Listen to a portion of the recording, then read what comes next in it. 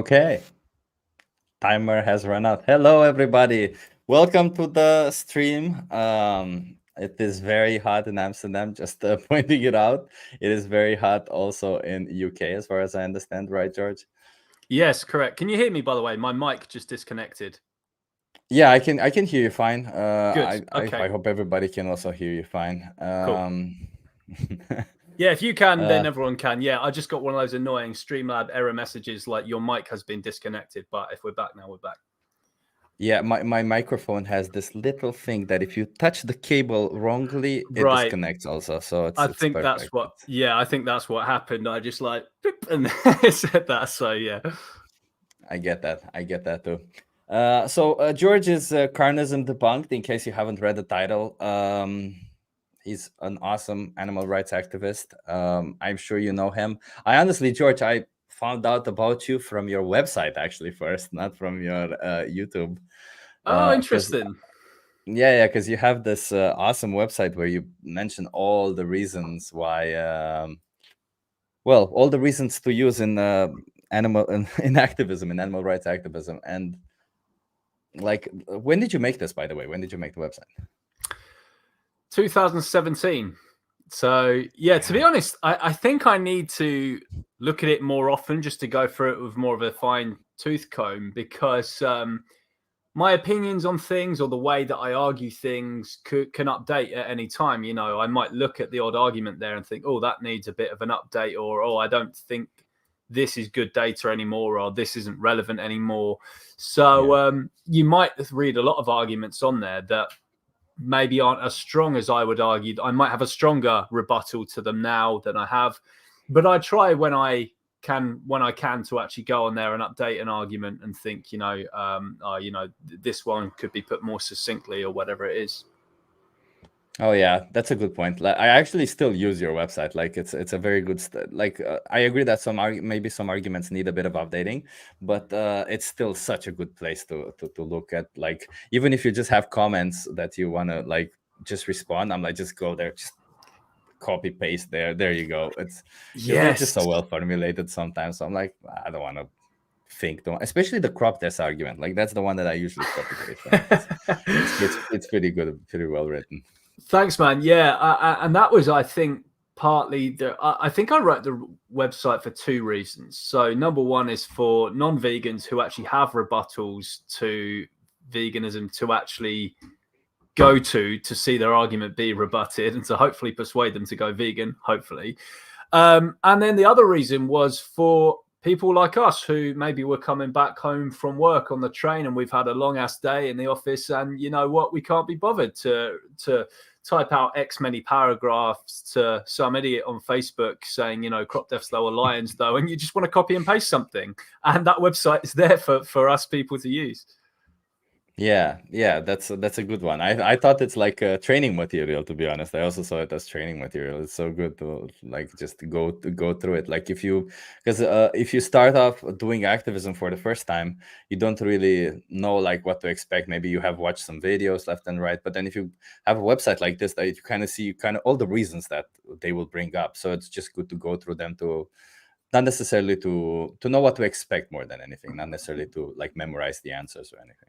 Yeah, absolutely. There's a lot of people who could be doing, you know, street outreach or something for the first time, and you know, it would be good for them to actually go there and know what it is to expect, because I think it gets a little, when you first go vegan, you do know that it's going to be a little overwhelming, but I don't think a lot of pre-vegans are ready for just quite how overwhelming being bombarded with arguments from all over the place by family and friends and society and your work colleagues is. I think it's easier now than it ever was. It's definitely easier now to be vegan because I think there's less societal ignorance now, because everyone knows a vegan, right? Everyone's got a vegan family member, a vegan friend now. But I remember when I first went vegan, which was in 2013, and I was just an alien. I was like the only vegan. I felt like the only vegan on earth. So, and you know, everyone around me treated me like an alien. So that was something to consider. Oh yeah, okay. Well, actually, that's a good segue into my first question, because my first question was, How long have you been vegan for? So you said 2013, so I expect 11 years. Yeah.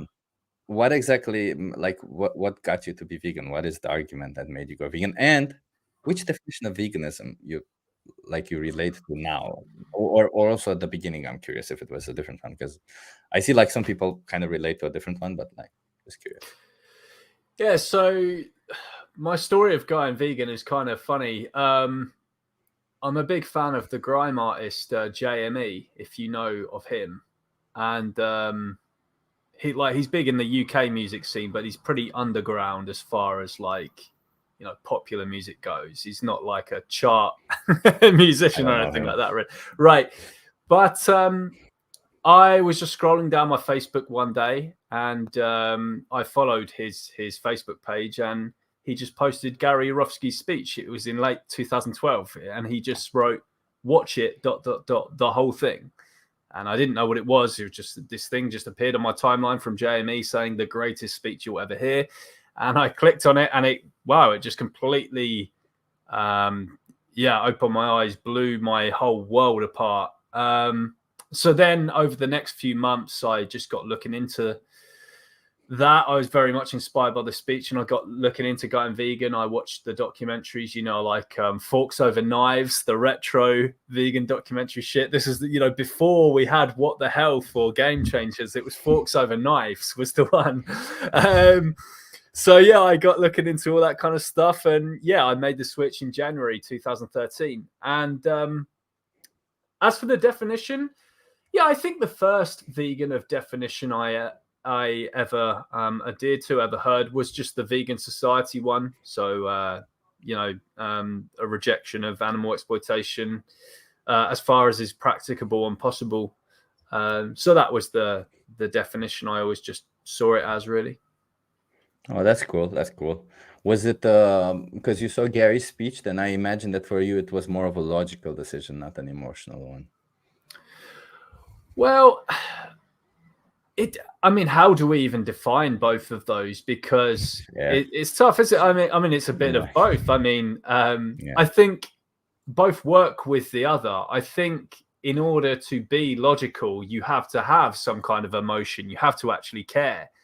And then it works the other way around as well. In order to have any emotion, you have to possess logic. You have to have the ability to think critically and say, I wouldn't want to be in the victim's position. This is immoral because this is inconsistent. And so I think both of them intersect, shall we say, logic and emotion. So, I mean, if you're talking about the stuff I saw in Gary's speech, he played, the footage of what was happening to animals. It hit me in the heart. And at the same time, his argumentation, the way he spoke, really resonated with me. So that was, you could say, both emotion and logic, I guess, there.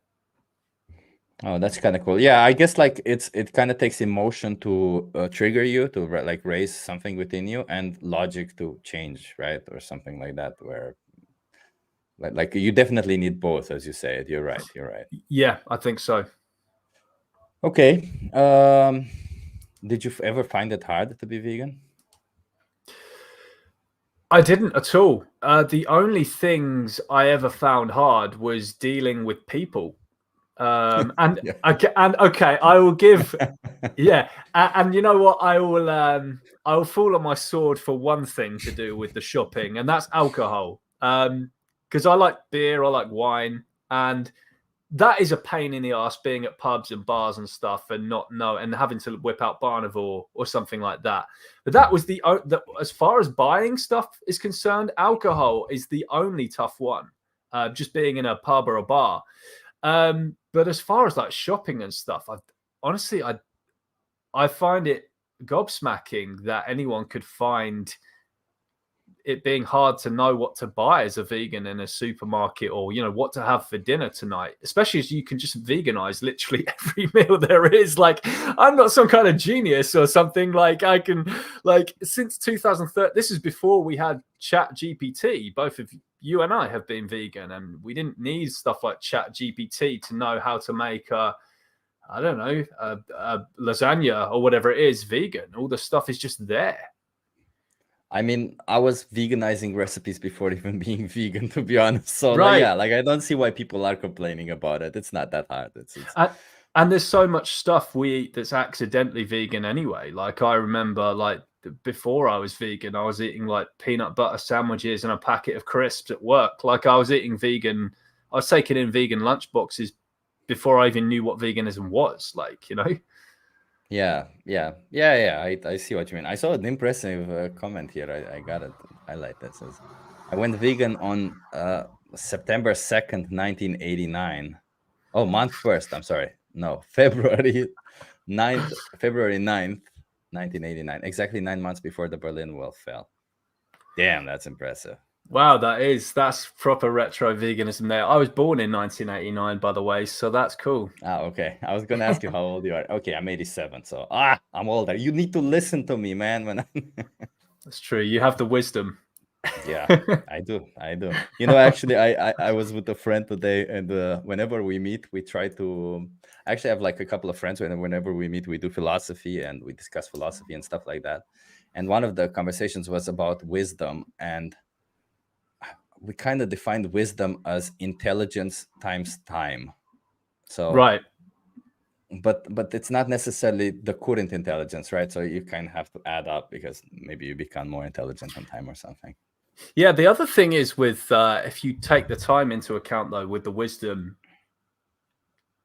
older people also tend to be more set in their ways and actually might lack wisdom in certain areas, and they might be what's called have you seen that scale about how people take on a new idea, and it's like it's like innovators, early adopters or something like that, and then at the end it's laggards. The laggards are the people who are like, I use that term now, laggards, as like an insult for carnists who are just so ignorant that nothing will get through to them. Yeah, no, I mean, I get what you mean, the laggards. Like, there's actual people who I talk to on the street who will say that I'm only gonna change if somebody makes me change, basically. Like, okay. Yeah, I don't get this whole thing about I will only change if society changes. It just shows how it's crazy that we use the term sheep, right, as a species, when we should just use the term humans. We should just say this guy is being like such a human. He's just following the herd, because humans are the biggest herd animal of them all. If you ask me, I think even sheep think more independently than humans do. Yeah, it's insane, you know, because also one of the things we were discussing today was intelligence, and we were like, wait a minute, we as humans say, oh, we're so intelligent because we use these tools, but these tools that other people have built, it's tools that we were taught how to use, and tools that were built specifically for humans to use, right?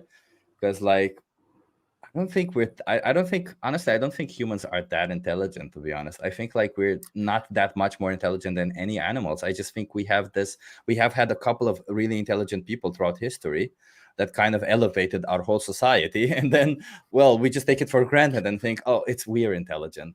You're so right. It's 99.99999% of humans just hang off the coattails of a few innovators who have made things better. I always I always say to like carnists and stuff who make these human supremacist arguments about how great we are and how great, you know, or how great I am compared to the animals. Look at all this stuff I can do and I have. What I say to them is, dude, if the whole world was just a population of clones of you, there was like 8 billion people who were just you, everyone would still be wiping their ass with like stinging nettles and living in caves. There wouldn't be anything invented. Yeah, that's true. That's like, and like what the best example of this is the Roman concrete, right? Because the Roman concrete, what, it took it thousands of years to find out. Like today, I think I think we may have made the recipe again today, but like it took us thousands of years. Nobody knew how to make the Roman concrete again. Like what? How? It's clear. It's unbelievable. It's clear. Yeah, It's just one person made it, and we lost the knowledge. Well, we still don't even know now how they made the pyramids. I mean, it just shows like in so many ways we're still kind of far behind. And it's the same with like diseases and stuff. There's certain diseases we have cures for, and it's like, wow, what a wonder of science. But then we can't cure like a blocked nose or like a common cold or something, like the most simple, basic things that you think would be the easiest things. I mean, those are not really curable things because they're symptoms that our body responds with, right? Like they're not really like when you have a virus, if your immune response wouldn't like if your immunity would be just completely shot, you wouldn't have blocked nose. You would just be normal and eventually die, I guess. But like the reason why you are the way you are, you feel the way you are, fever, blocked nose, all that stuff, it's because of your body's immunity too. Right, but I still think we should have some kind of way to turn that off and still cure it, because if you think of antihistamines, right, when we have an allergy, we can take antihistamines and they turn off the histamines in our body that, if anything, they're just stupid. They stupidly make our like eyes water and our nose swell up and all that kind of stuff. Yet we can turn that off with an antihistamine and it doesn't do us any harm. So maybe we can find a way to do it. Go on. But we don't know anything. That's the thing. We don't know anything about the human body. Everything that like all the things that we cured is just things we say, well, we help our body to heal. That's all we do, right? Like we give a pill so that our immunity eventually does it. Vaccines are literally instructions for the immunity. They're nothing more than like a little tiny virus. Well, the new ones are instructions, right? The mRNA. But it's insane that we think we are so intelligent and we do so much, yet most of what we do we base in nature and stuff that we don't really understand how it works and all that. So okay. Oh, by the way, do you have any moral philosophy that you follow? Any like, are you a deontologist? Are you The answer is I don't know. I'm a bit of a noob when it comes to philosophy. I'll admit I'm slightly more averse than the average person on the street in philosophy. But as far as like working out, like what is my, my moral system and stuff, whether I'm a deontologist or a threshold deontologist or a utilitarian, I think probably a threshold deontologist, but I'm not 100% sure. And there's some things, there's these tests that you can take online to see what you are, but there's some things that I just don't know the answer to. It will work out for you, and it'll have these trolley problems. Would you save this person to save that? And it's like, I don't fucking know, bro. Like, so I don't always know. Oh no, I totally get it. I love it. I love philosophy. I'm not very good in it. I'll admit it also. I don't know a lot of the terms, but I love it. I love the mental exercises of dealing with, oh, what if this situation, like hypotheticals. I think I like hypotheticals. Even if I had recently a discussion that where the hypotheticals kind of put me in a corner, but I do like to think about them. And you know what? Let's dive into it. Let's go with the whole thing, right? The whole. I don't want to spend too much time on it, by the way, right? Like I just want to know, like, so the whole calling predator thing. I listened to your video, by the way, right? And I feel like it starts on a premise that is wrong. I know my argument in my discussion with Vegan Gains and everybody was more like ecosystem, and I can also explain to you why I think that, because you said it's a weak argument, but I can explain why I don't think it is a weak argument. So sure, maybe do a recap so that like people kind of know what your argument is, so that we don't. Well, I don't think you even know my actual argument yet. Fair. Yeah, if you're talking about a video I did, that was years ago, and it was just saying the fact that Vegan Gains does believe this, and I was just saying about the common rebuttals he might get for having that position. I was kind of playing more of a devil's advocate, and I was just saying this would be a weak argument because for what you were saying a moment ago, like the ecosystem one, the reason I think that could be a weak argument is because we simply wouldn't apply that if it was humans being killed. Humans are the biggest threat to the ecosystem. We are the introduced species that is wreaking havoc on X 100%. area, cutting down a rainforest. But if like a chupacabra or whatever the fuck animal this is going around and killing people and benefiting the ecosystem, by the way, doing that, we would still shoot the chupacabra. So that's why I said that would be maybe not a good counter argument. And the other thing is, I think those on the pro-killing predators side, in any case, what they're saying is the only role that predators play in the ecosystem is to keep the population of herbivores down. Since we can already sterilize herbivores to do that, there's no need to have predators to do that in such a brutal and horrific way when we can just sterilize herbivores. So that's another reason it could be perhaps a weak rebuttal. Okay. If in the case of sterilization, I can see it kind of like a weak rebuttal, but like if we take practicability out of it, because I still have massive issues with practicability of us sterilizing like herbivorous animals left and right. Oh yeah. The reason why I said ecosystems matter, just to be done with that argument, why I don't think it's weak, is because like the whole premise is that we are removing carnivorous predators. We're removing so that they don't attack prey, so that the prey don't die in horrific ways, right? That's the whole point. Right. But if we ever do that in ecosystems, what can happen is that one species can multiply so much that another species that wasn't prey or anything, they were just other species of animals living there, that they because they share resources with the other species, but they can't possibly, they're not the predator or prey or anything, they just basically don't have enough resources, they die off of hunger, so they still die in horrific ways.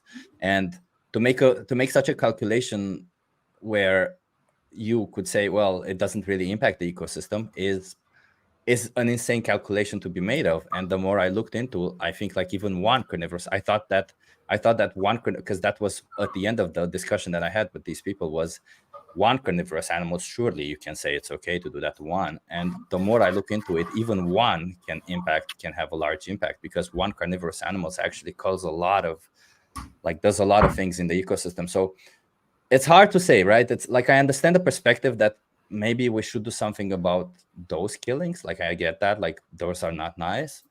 I don't think the solution is good. That's just my whole point about it. Like, the problem, I agree. The solution, no.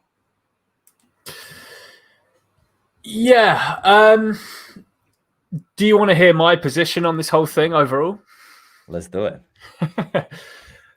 I actually think it makes perfect logical sense. I don't think there's any way someone could logically argue against it from a pure logic standpoint. There's definitely going to be some kind of inconsistent, right? Name the trait, right? I mean, if we say, xenomorph killing humans, and then but lion... I can show you also logically why it's not okay. Okay, fair enough.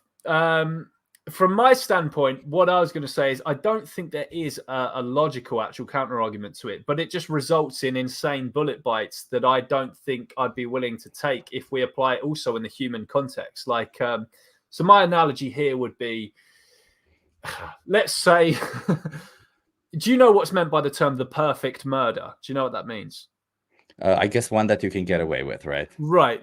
So let's say I can make like the perfect murder on, like, I don't know, my entire family or something like that who aren't vegan. Yeah. Now, logically, I'm an animal rights activist. Oh, it makes perfect sense. George could just kill his entire family, and not a single other pig will be put into a gas chamber. Not another rabbit will have their neck snapped. Not another lamb will go on live export due to George's family. He's an animal rights activist. This would reduce the amount of rights violations. George, you basically have no counter argument to this. Okay, great. You got me. I don't. Like, if I could commit the perfect murder on my family, okay, logically it makes sense. But that I would still think that that's just a horrific and bad thing to do and way to deal with it, even though it would solve the problem, whatever. And the other thing I think about this, nature is ultimately a giant slaughterhouse, right? Full of rights violations. Sadly, yeah. And I do agree that animals violate the rights of other animals, even though they're moral patients, not moral agents. I think moral patients still violate rights. Nice. Like, if you had a mentally disabled person going around raping people, that's still a rights violator, right? Okay. Now, if nature is a giant slaughterhouse and hyenas are the slaughtermen, well, guess who are the farmers? It's the rabbits who are breeding, who are mass breeding the prey to be slaughtered. So the other logical conclusion of this killing predators thing is, okay, I go through the savannah and I see a hyena, I shoot them. Okay, what about now if I see a zebra? Why don't I kill the zebra also? Say I don't have a tranquilizer gun on me, I just have a gun. Well, that zebra is a farmer in the giant slaughterhouse. He's breeding, he's violating the rights of his own children, bringing them into the giant slaughterhouse to be brutally murdered. So why also shouldn't I shoot the zebra? That's a very anti-natalist approach to it, huh? Well, indeed, I am, and I do consider it a rights violation to procreate, whether we're a human or an animal. So, you know, the other entailment of the logic is that also. So it just leads to these crazy bullet bites. It makes logical sense, and I think it's just one of these fun games to play down the pub with your friends. Like, you know, it's the same as asking, you know. Oh, would you press the button to, you know, say 9/11 was going to be stopped, but you knew that by stopping it, it would result in X bad, worse thing happening. Would you press the button to let 9/11 go ahead? It's just one of these kind of things that has, you know, you could just sit there and go around in circles all day kind of thing, because from a pure logic standpoint, it makes sense, but it also results in the crazy bullet bites. But that's my view on it. I completely agree with you. Like, I completely agree that you can result in such crazy bullet points, but and logic, when you say logically it makes sense, I believe that it logically entails, like, it does have some logical entailment that makes sense logically, right? Like, oh, if you take this, there's basically a scenario where it can make sense, right? As I said, like, I don't think, like, even in a real world scenario, I think if you do like, you would have to do some insane math. So you have to put a hypothetical where you're like, well, if we can do this insane math, it makes sense. That's why I said ecosystems. That's where I think the logic fails with this insane hypothetical. But let's say you do this insane hypothetical, and then I still don't see why we should ever kill them and not try to stop them. But that's a different thing, right? What I think is, because the whole premise starts with, where I think I have an issue with, is that like the xenomorph, right? The xenomorph comes, there's a species of xenomorphs, and they only attack humans. Should we kill them? And no, we shouldn't, right? Why we shouldn't wipe out the species? That's already speciesist. We're already starting from a speciesist position. Like, removing that species, all of the people in that species deserve to live just as all of the people in our species deserve to live, right? Well, so it's a speciesist position to start with. But how is it speciesist? Because it's just enacting self-defense against someone who's going to kill you. Well, not if you're acting in self-defense, yes, but if they will eventually kill you again, then it's not really self-defense, is it? Like if you just bottle up your city, right? Nobody can come in. Will they die? No, maybe they'll hunt other animals. Right. I don't know. Like, but it's factored in the analogy that they are going to kill you unless you stop. They're going to kill humans ultimately, and the only way to stop them is to shoot them dead. That's loaded into the hypothetical. Is the point? Yeah, but then why not kill the humans then? Because that would be like saying there's a dangerous dog going around the neighborhood who's like ripping children to shreds, or there's a boa constrictor going around a children's playground and they're going to squeeze the children to death, and the only way to stop them is to shoot them. Should we just machine gun the children to death? That would be like a pretty absurd thing when you could just kill the boa constrictor, right? Fair, but like, if you're put in a situation where you have to do something to survive, or you have to do it to survive, it might be that, like, if you're, let's say, if there's a deserted island and there's a xenomorph and a human being on that deserted island, the human being might need to kill the xenomorph to survive, right? Yeah. So in that scenario, both of them deserve to live equally, and yet killing the xenomorph wouldn't make more sense than killing the human. So I don't know. Like But that's I not believe. the okay, but that wouldn't be the situation though. That's loaded in by the pro side. Like it's not like you have to. Fair. Yeah, this is we're existing in a natural predator prey cycle with xenomorphs. They're keeping our population in check so that we don't wreak havoc on the ecosystem. They're just our natural predator. They come to Earth and they will. The only way to stop them is to shoot them dead. There aren't any other practical alternatives to stopping it. You can't just put a big glass thing over the city or whatever. They always find their way in somehow. The only way is to arm the citizens, whatever, and shoot them dead. We would obviously shoot the xenomorph dead. So now we're just saying that the pro side are just saying, well, it's obviously then a speciesist position to not shoot the crocodiles dead because the zebras are in that situation with their own xenomorph. Their xenomorph is the crocodile. So all we're doing is acting in the best interests of the zebra by shooting the crocodile dead. And yeah, it is a species. In my opinion, it is inconsistent for us to shoot Yeah.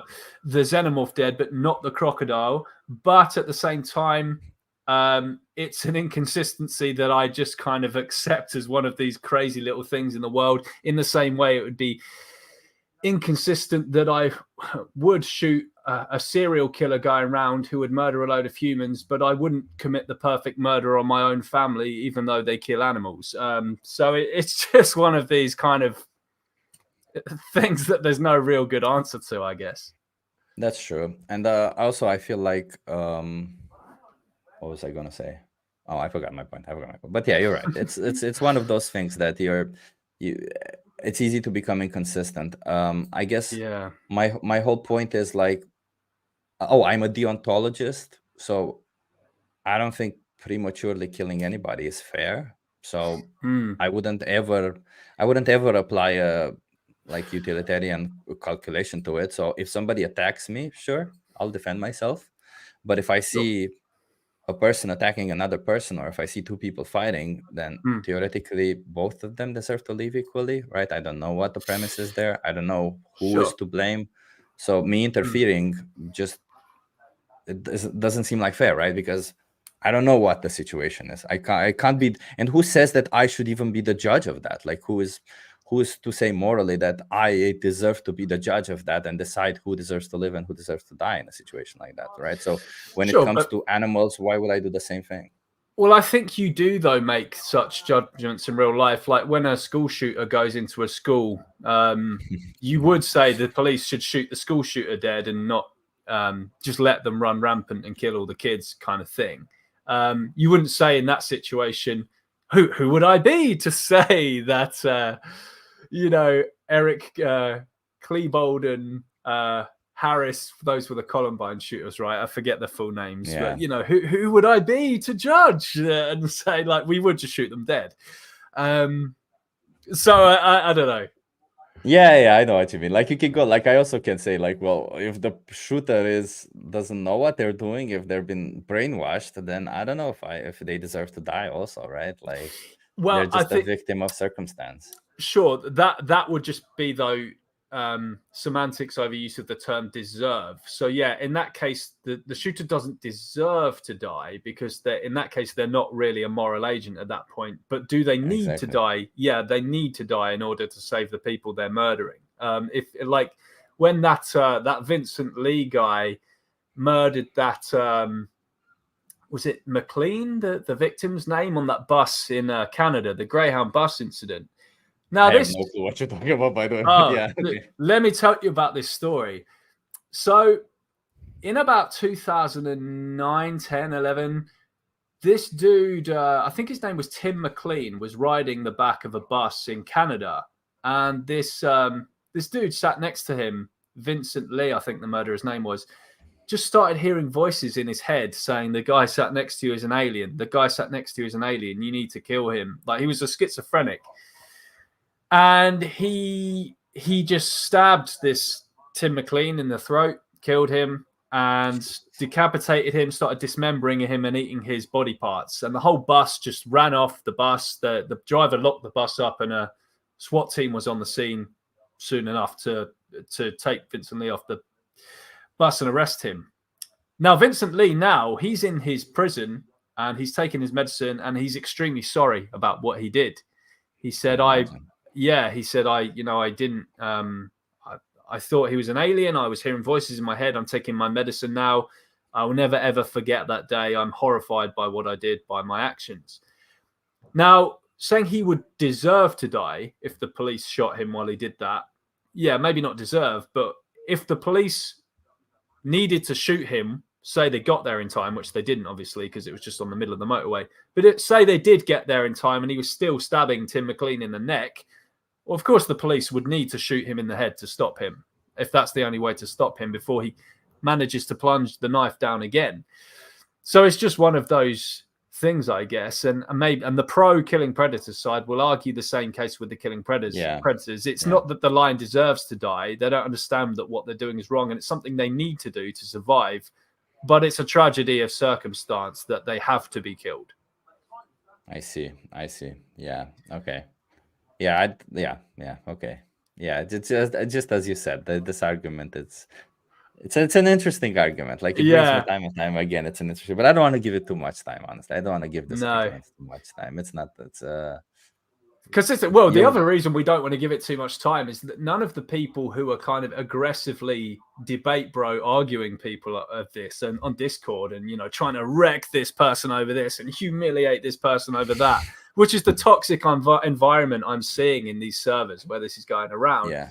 They're not fucking doing anything about it. They're just sitting there spinning around on their fucking gaming chairs like little nerds and just like, oh, I wrecked this bro on Discord. It's like, you're not fucking doing anything about it, man. You're never going to do anything about it. So it just seems like kind of a almost pointless discussion to me. I mean, it has a certain point in that we should have discussions about how we could help animals in nature. But if you're not even going to do anything about the very thing that you're talking about, and you wouldn't even pull the trigger if you had the rifle, which I believe is the case for 99% of these guys on Discord. Yeah, it just seems kind of like a pointless mental masturbation exercise to me. I mean, it's not bad to have, it's not bad to have a conversation about it. I Sure. think, like, I really dislike, as you said, the toxicity around it more than anything. I dislike the idea that, well, this is the argument, this is the ultimate argument, this is why it's true, and I'm gonna show you why it's true. But, like, dude, just have a conversation about it. It's not like,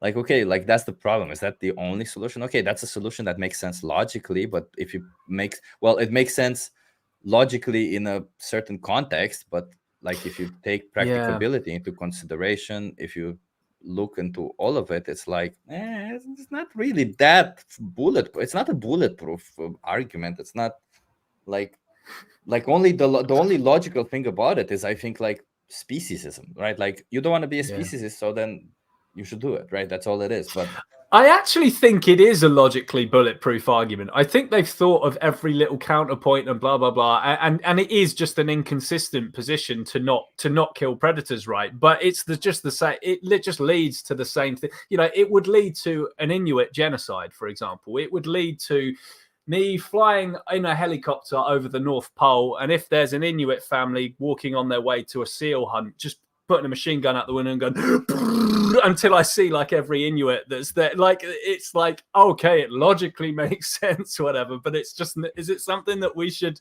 enact?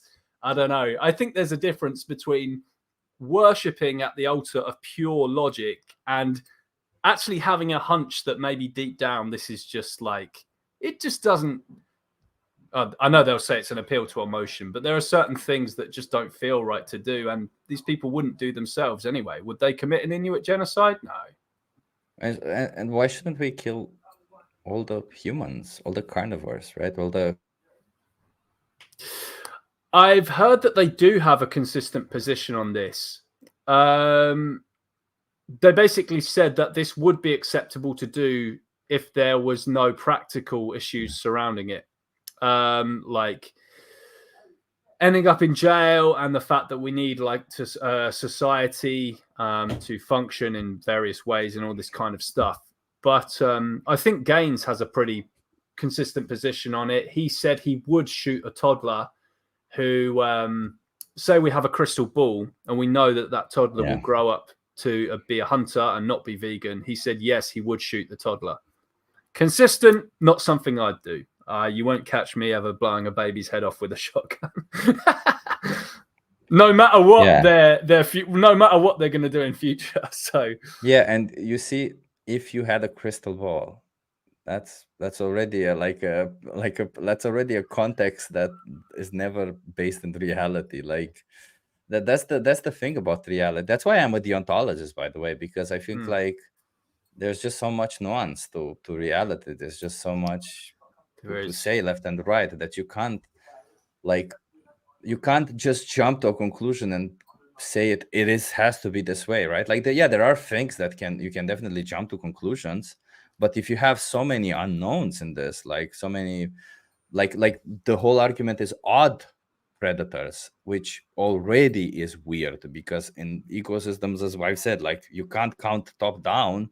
There's left, right. There's predators who on one side of their life they're in one ecosystem, on another part of their life they're in another ecosystem, and they're in a different number at the trophic chain that they're in. So like how is so the odd number doesn't make sense. So then you're like, okay, well, let's call some predators, like the whole point of them, their whole point is that if we could know with a certainty that there are certain individuals in the ecosystem that commit rights violations, if we could kill those, then it would theoretically make sense. That's the whole argument, right? That's the whole point. But like I feel like this whole premise of saying if there is, like, we'll just never know. Like we barely know how to predict the weather good enough. How would we know how to predict a fucking ecosystem?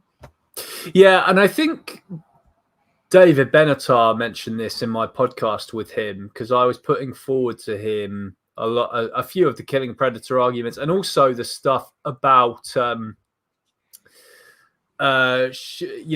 antinatalism actually a bad thing for veganism, because humans take up space where wild animals would otherwise suffer, or some stuff like that. And he basically said, like, these questions involve such massive fine-grained calculations that people are massively overconfident in their own ability to judge. And so we often kind of think ourselves as, these people who, these hypotheticals all go around the vegan movement about all these kind of little things.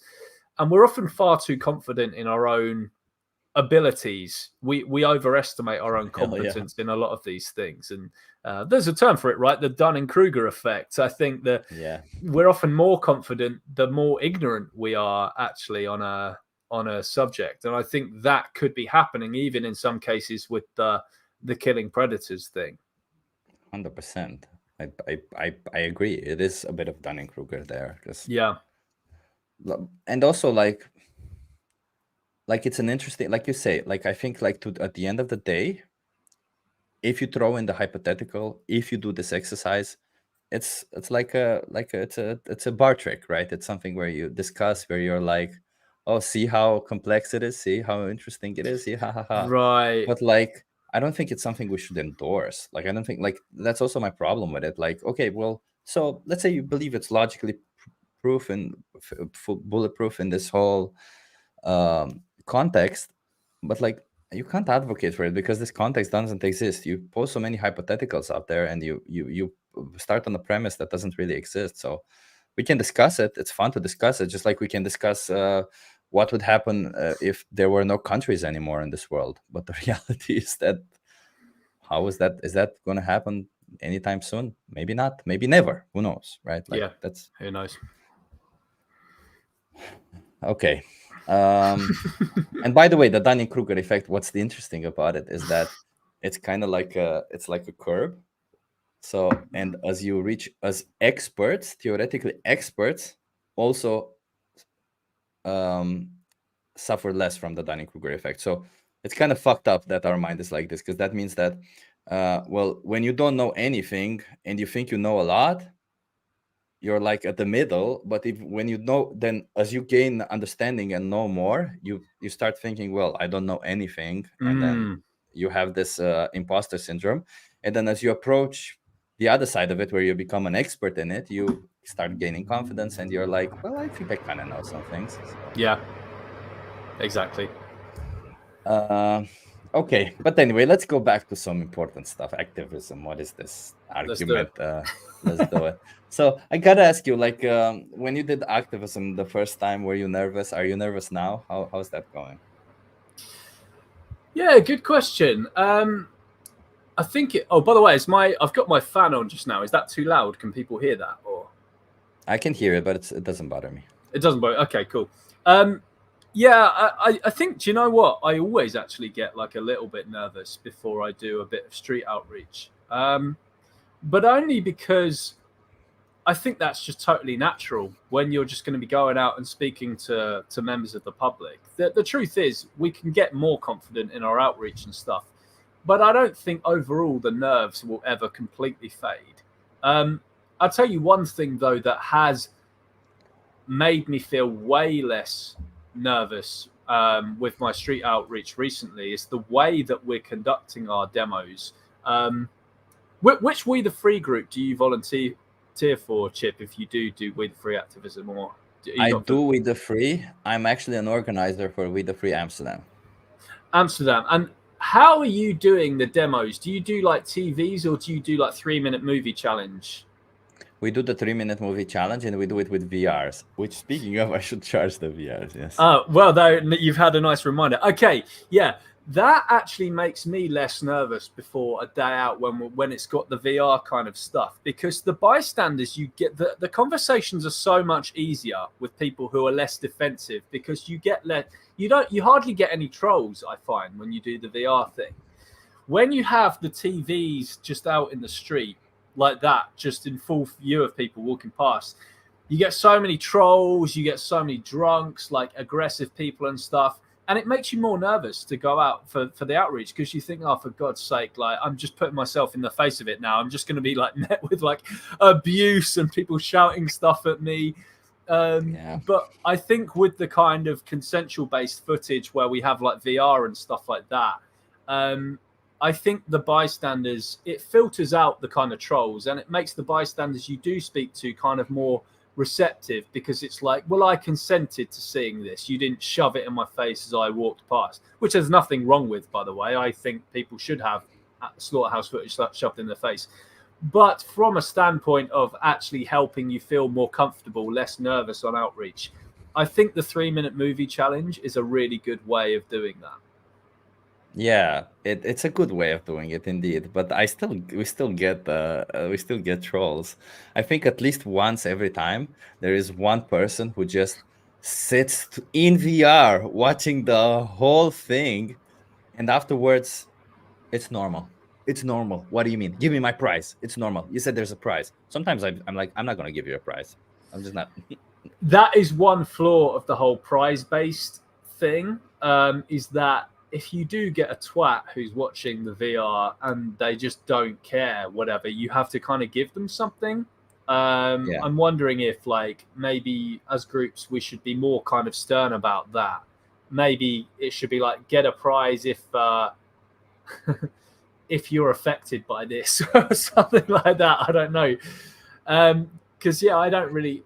But then the other counterpoint to that is, if there is some idiot who's like that, one of the reasons they might be an idiot about it is because they have the assumption that vegan food is bad, and by giving them some delicious vegan chocolate or something to go home with, because you know, there is the argument that actually people don't, you know, it's this kind of Melanie Joy kind of logic we're getting into now, but I think it's something like people's actions motivate their behaviors. No, sorry. People's behaviors motivate their beliefs. Their beliefs don't motivate their behaviors. So one of the reasons that people could be troll dicks a lot of the time is because they genuinely just assume that the thing they're doing is the good thing, because they enjoy the taste of animal food so much. But if they're kind of softened a bit by knowing that vegan food can be delicious, they start eating more vegan food, and then they actually see the arguments for veganism as more valid. It's stupid. It's so stupid, but there could be some truth to it. There could be some truth to it. You're right. You're right. You're right. Maybe people are indeed. Maybe people adjust their morals towards their actions a bit more than they adjust their actions towards their morals, right? Exactly. And I think I can slightly attest to this actually, because when I actually watched Gary Yourofsky's speech, it completely blew my mind and it changed my worldview. But it didn't change me straight away. I was still dicking around for a few months and eating animal products and replaying stupid arguments in my head. And I think it was actually watching What the Health that put the final nail in the coffin for me. So maybe a bit of selfishness there. But now I don't give a shit about the health arguments, anything like that. Now I'm just a fully animal rights motivated vegan. Just veganism is only about animal rights. It's not about the health. So there could be a bit of truth in that. The idea that there must be some kind of selfish thing that you need to influence a person on. And actually then afterwards, they will be doing veganism for the right reasons, so long as their behavior aligns with it. Unfortunately, it's not always the case. And people go plant-based just for health and the environment. But with the right people, I think it can work. Yeah, I think it's a bit of a back and forth, isn't it, between between actions and beliefs? Mm. Because I feel like obviously if you take them in isolation, that's why when you have conversations with people, you take them in isolation and you say, well, is it wrong? Let's just put it like I think Brandon from Logical Consistency does a really great job where he says, forget everything you know about veganism and then starts asking these questions.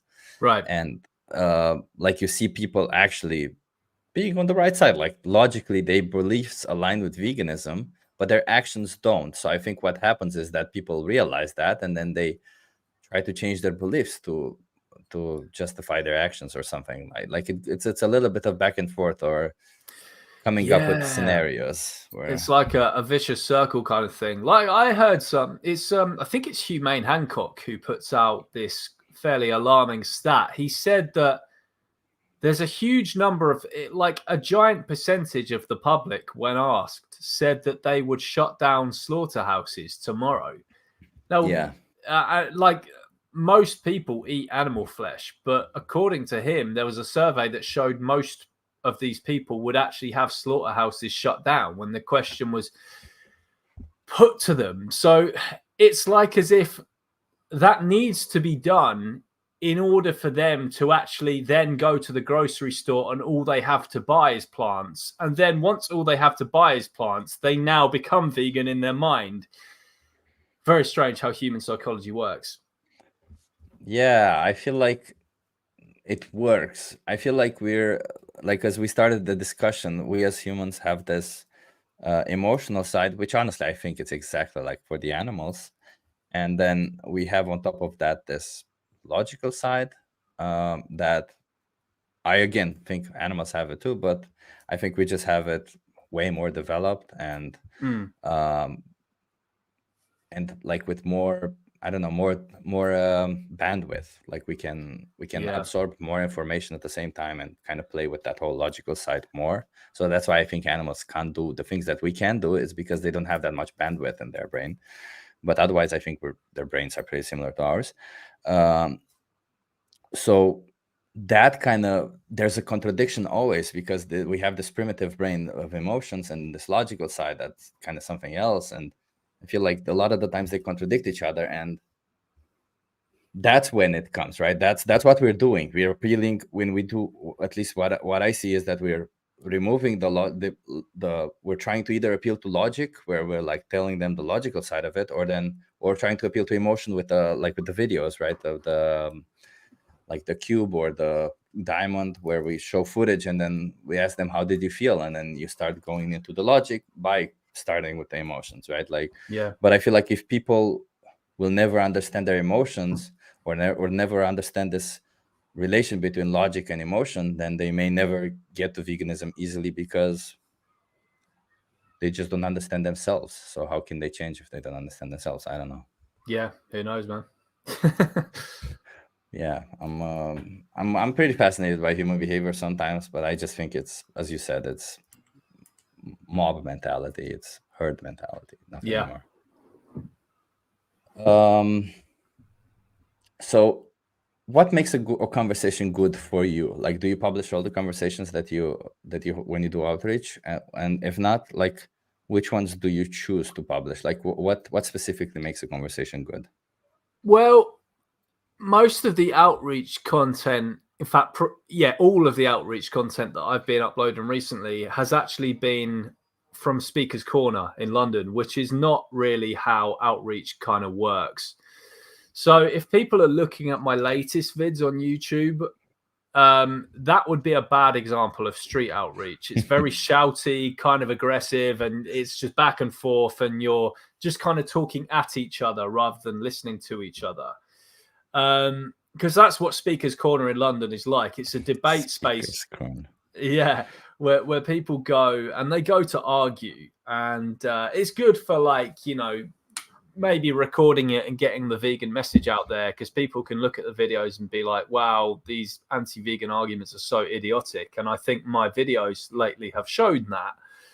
But with an actual street outreach conversation for, like, We the Free or something like that, it's actually quite hard to know what a good conversation with, because sometimes, in fact, pretty much all the time, I think I've had a great day and people have been super receptive. And then I get home and I look at my code that I've given them from the card and no one's looked at the link.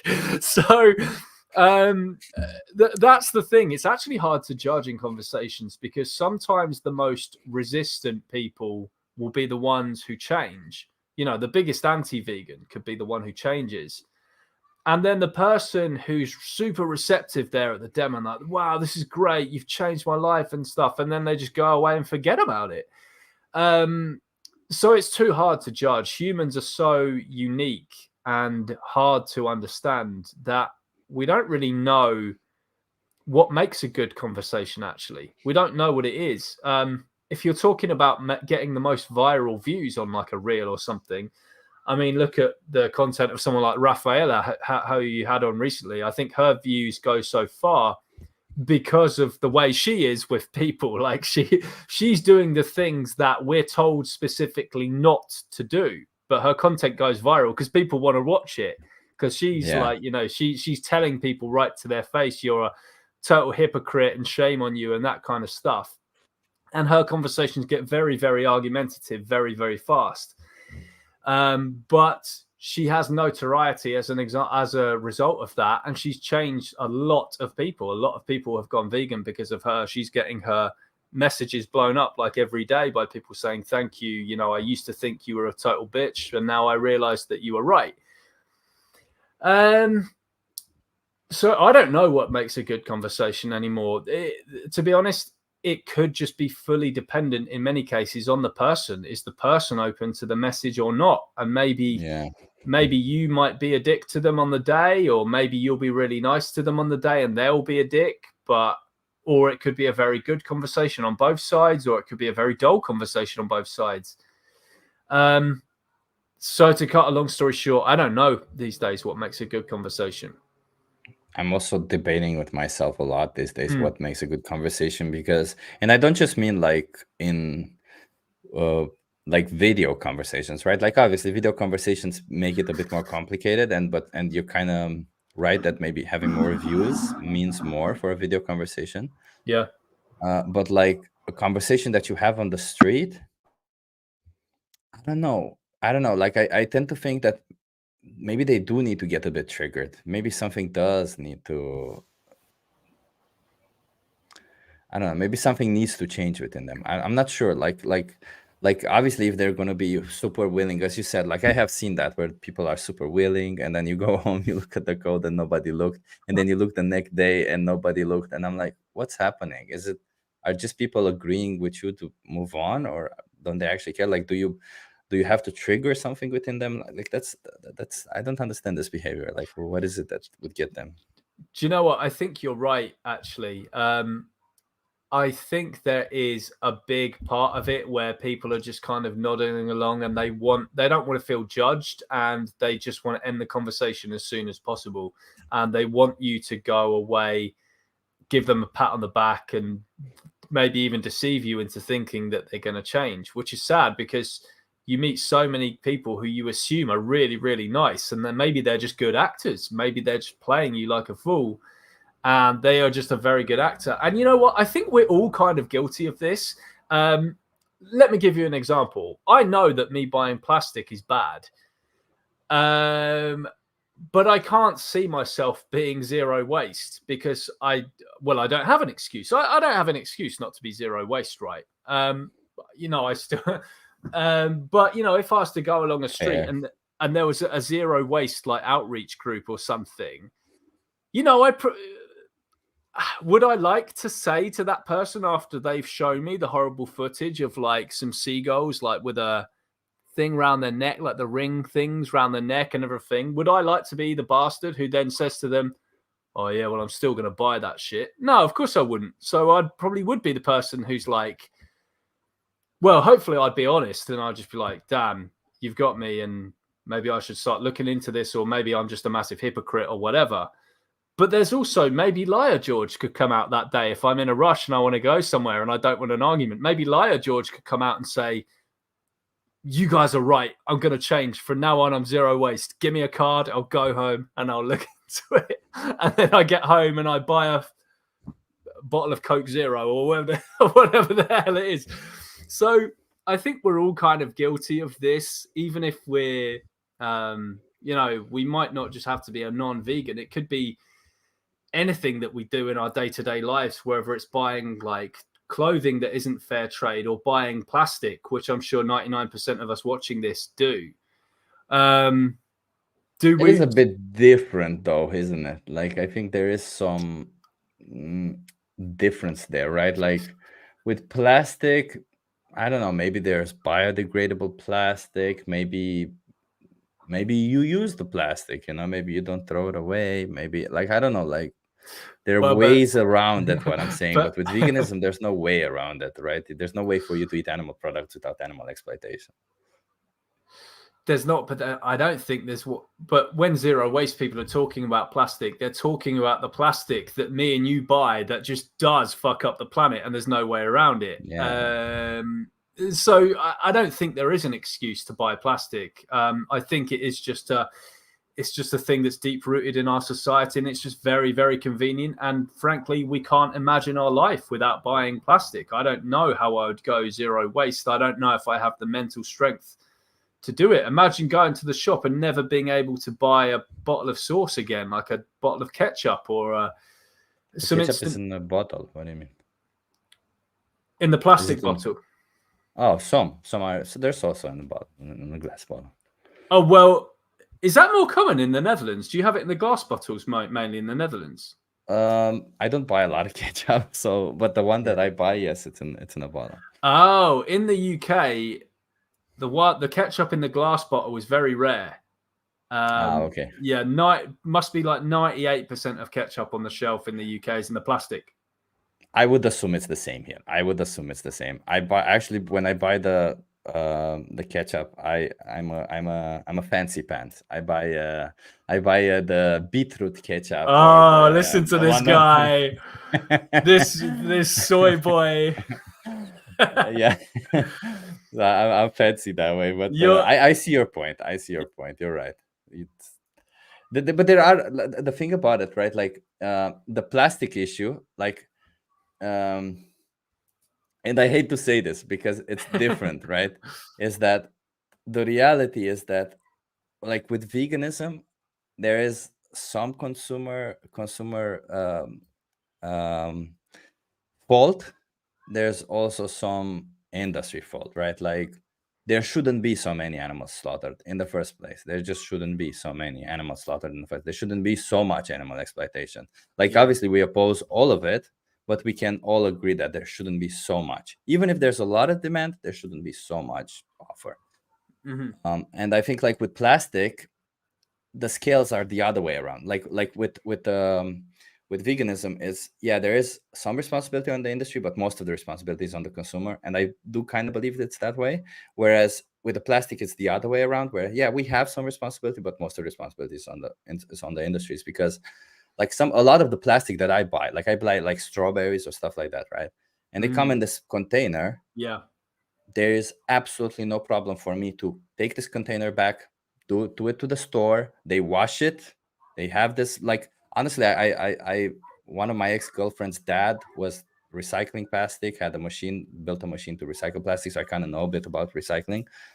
But doesn't even need recycling. It just needs washing, proper washing. Put another label on it. Like, you can make solutions for this. That's what I mean. Like, there's ways around it. Like, plastic isn't really like that. Like with veganism, again, you can't make solutions. Like, you can't have people consume animal products without animal exploitation. It's as easy as that. Sure, but the fact that you bought the strawberries in the first place in the plastic, when you could have brought your own like little weaved basket thing to like a Whole Food, like, and got loose strawberries. I have that always on me, but if there's no option to use it, you see what I mean? Like, if the supermarket doesn't provide that option, then what do you do? Just not eat strawberries? What am I? There we go. That's the option. Yeah, that is the option. It's true. Well, I know a guy called Rishi, his name is. He's the most like ethical motherfucker I've ever met. He's not only is he vegan, he works like 7 days a week and gives a huge amount of his money to charity, and he's zero waste. And like he is totally committed to just living his life, potentially you could say as boring as possible. Like, he would like won't have sort of like his dinner will just be like plain boiled potatoes with some broccoli or something like that. He won't buy anything with plastic in it at all. So no sauces, nothing like that. He won't even eat at Subway because they use plastic gloves to make your sandwich there. And his answer would just be, yeah, Chip, just don't eat strawberries. Like, unless you can get them loose, like at your local farmer's market, whatever, and take like a little bag thing. Yeah, just simply do not do it. He would just say, I'm not doing it. What's your excuse? It's a good one, huh? Maybe I should think about that. Maybe I should look more into that. That's not a bad idea, to see if I could reduce my plastic. I'm actually, yeah, like, we can reduce it, obviously. Like, oh my God, what am I saying? I feel like now when people talk about animal rights and like, yeah, we should reduce it. Oh my God, yes, you are that reducitarian, Chip.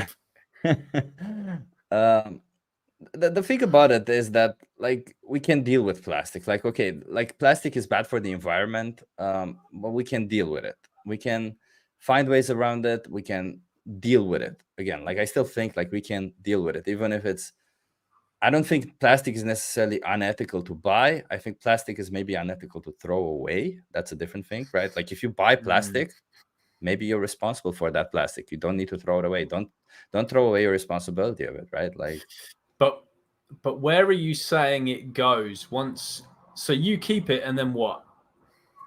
I have a box that is this big, like as big as my hand, with earplugs. Yeah, because I don't throw them away. I know they're made of some foam or something that's plastic material, but I don't throw them away because they would be absolutely horrific for the environment, right? So I just keep them until there's a solution. It's not that difficult to do that. But then when you die, what happens to it? I will have to write it in my it's an inheritance for my, well, I don't have kids, so niece and nephew, I guess. I'll tell you what, Chip should be buried with all his plastic in his house. They should just put that in the coffin with him. Well, actually burned. I want to be burned, so burn it with the plastic. Yeah, burn it. Burn me with the plastic. Oh no, actually, I think I donated my body to. Yeah, I'm a donator. So yeah. Oh, you know, in the UK now, the rule is it's not an opt-in system for that. It's opt-out. So you have to opt out of having your body donated to medical research when you die here. So you're automatically, by default, your body in the UK now, if you die, scientists can use it. I opted out because I'm not happy with my body parts potentially when I'm dead being used in the Carnist death machine. You know, I don't want my stomach or whatever it is going to someone to digest murdered animals. So I've opted But out. maybe you can put some conditions, right? Like, hey, it's my body. It's not going to go to anybody who's not vegan. I don't know. That's an interesting perspective. Didn't think about that. Yeah.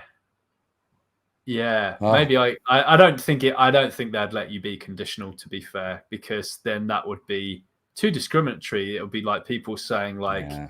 I don't want immigrants to take like my lung or something. I don't know.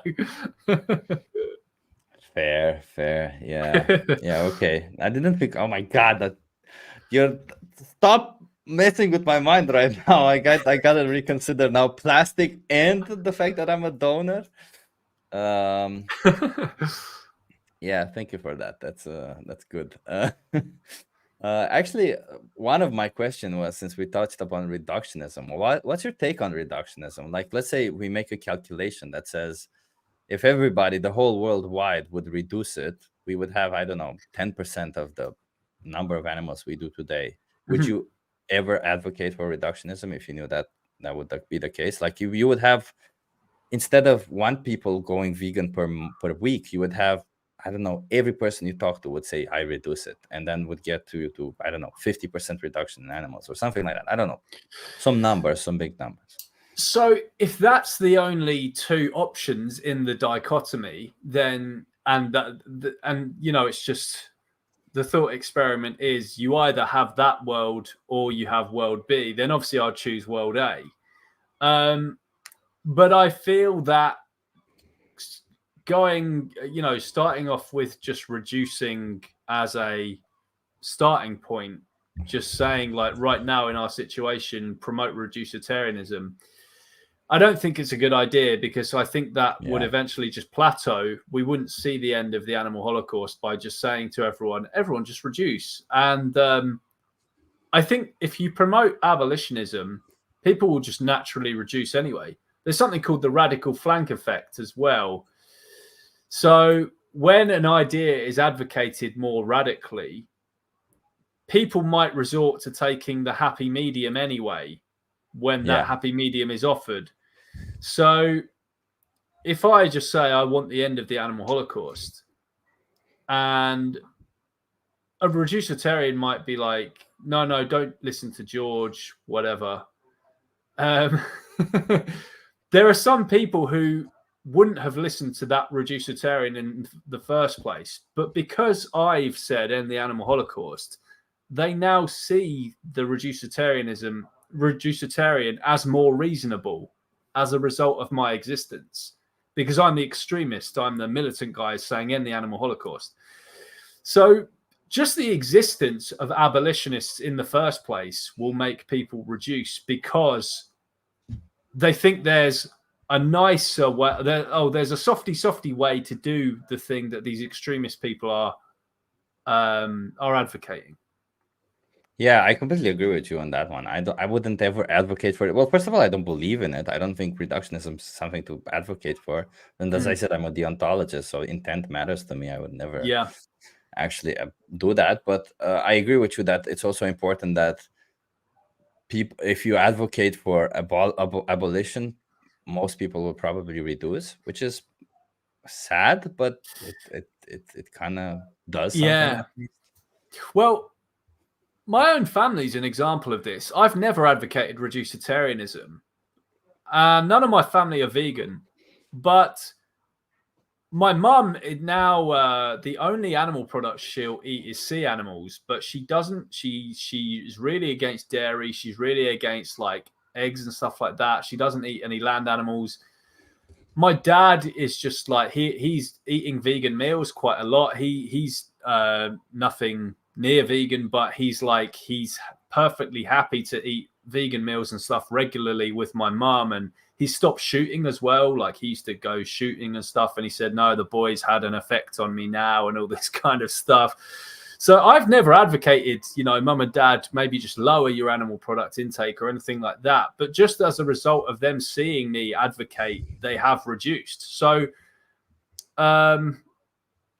I don't know. So it's like, what's the point in even promoting reducitarianism when your very existence there will be some people who reduce and there will be some people who go fully vegan anyway. I know what the reducitarian response to that would be, though, and I'm sure you can kind of guess as well, but they would say something like,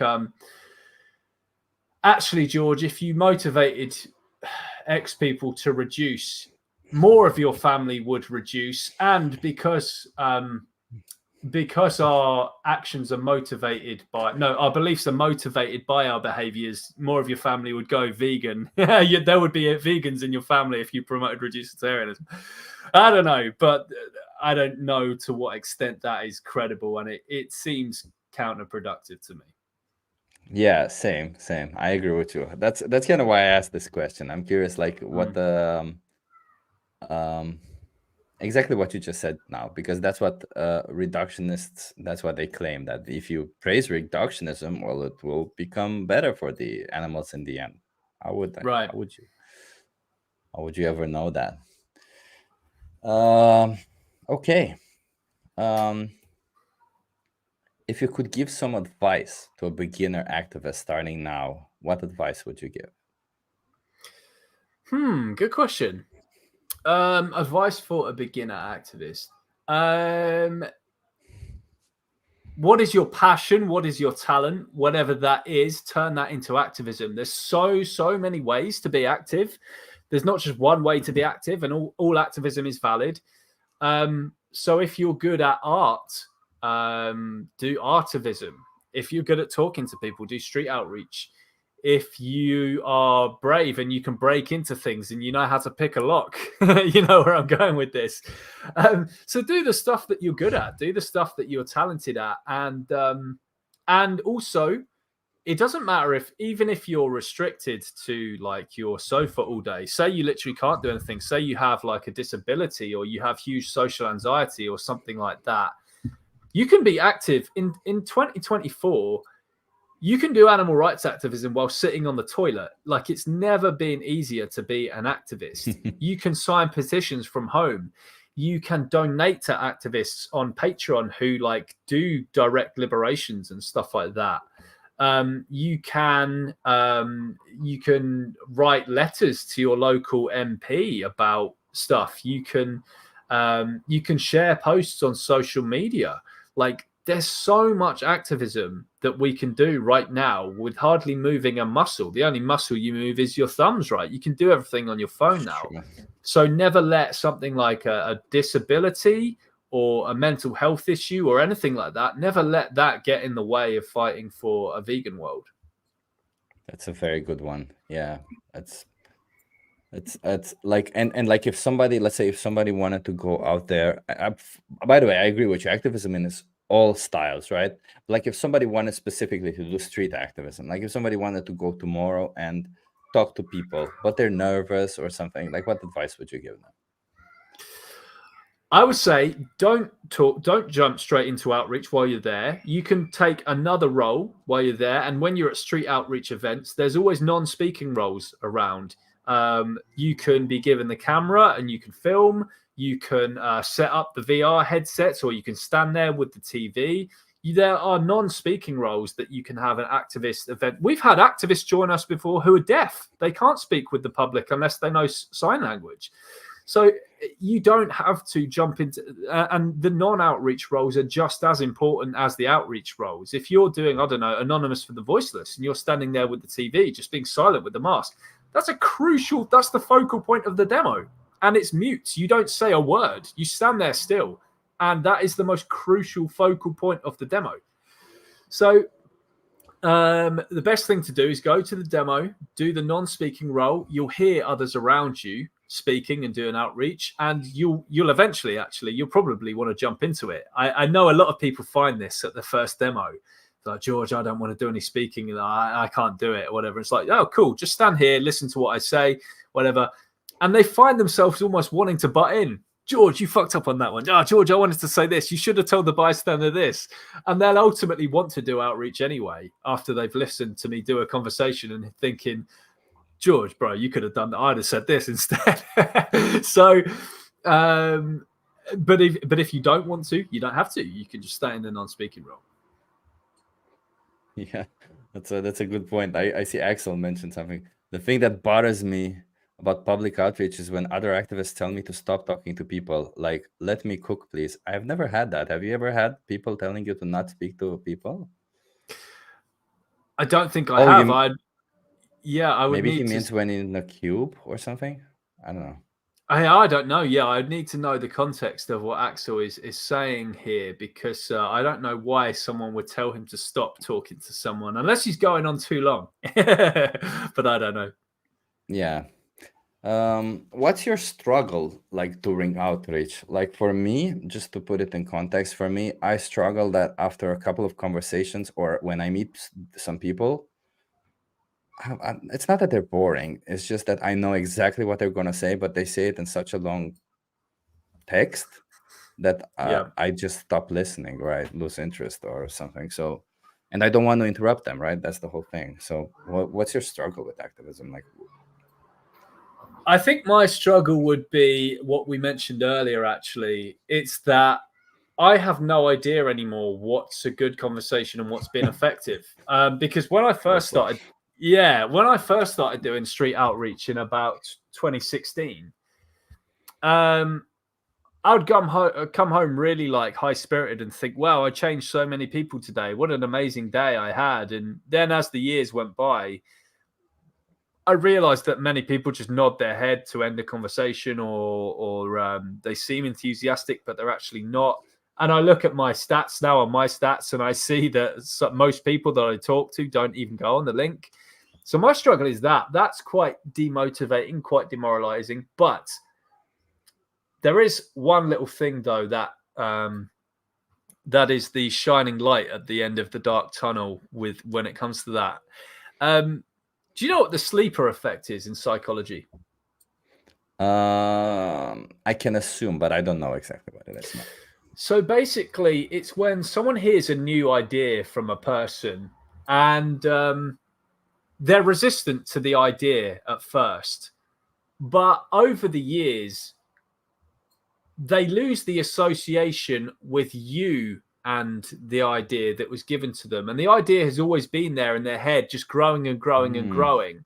And then maybe there's a final nail in the coffin. They might see a slaughterhouse thing on TV, and they already have the knowledge built up of veganism from you talking to them 10 years ago. But they no longer really associate veganism with that crazy idiot Chip in the street of Amsterdam who, made me feel like a guilty asshole. So Yeah. they disassociate from that. And actually, Chip, it was you who planted that seed. I guess maybe the quickest way of phrasing it up is you've heard the phrase planting seeds on outreach. Yeah. I guess it's that, but in the psychological term, it kind of, that seed grows in their head over a number of years.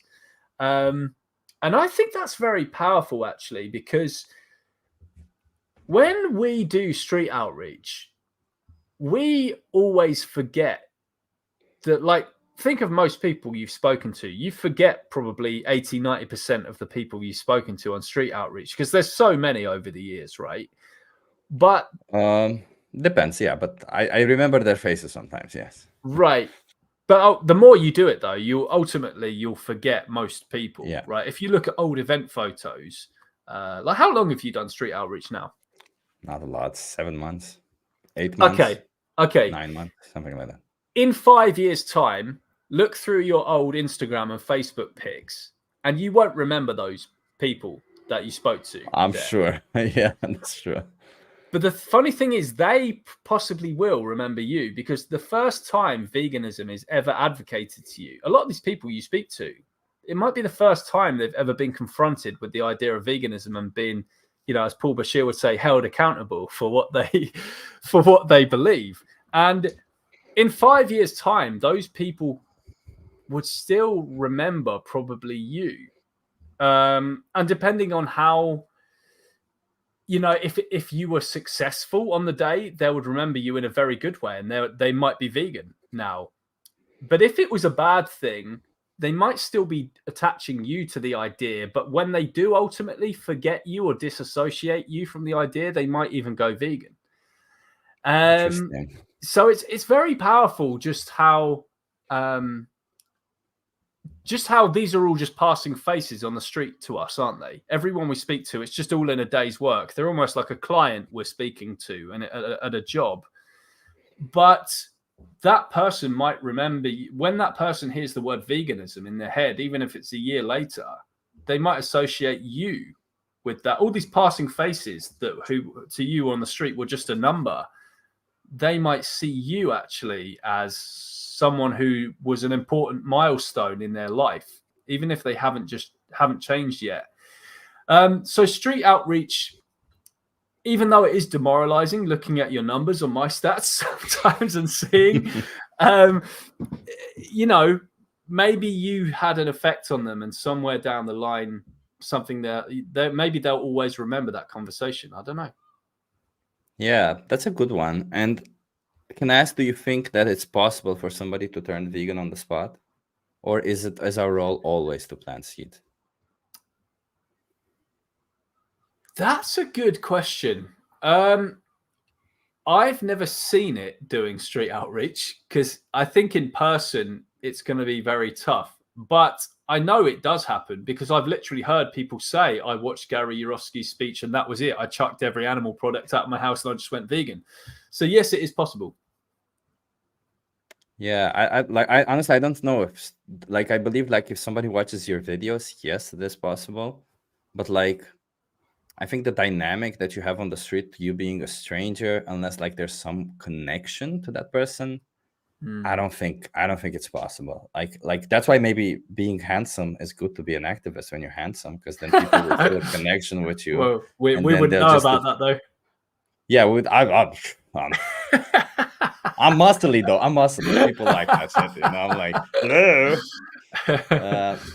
But yeah, it's that's the question, because like strange. I think when you meet a stranger, how like I remember meeting so many strangers, and I'm like, yeah, okay, they kind of changed my mind, but I never changed my behavior until I thought about it, until I had a discussion with myself, right?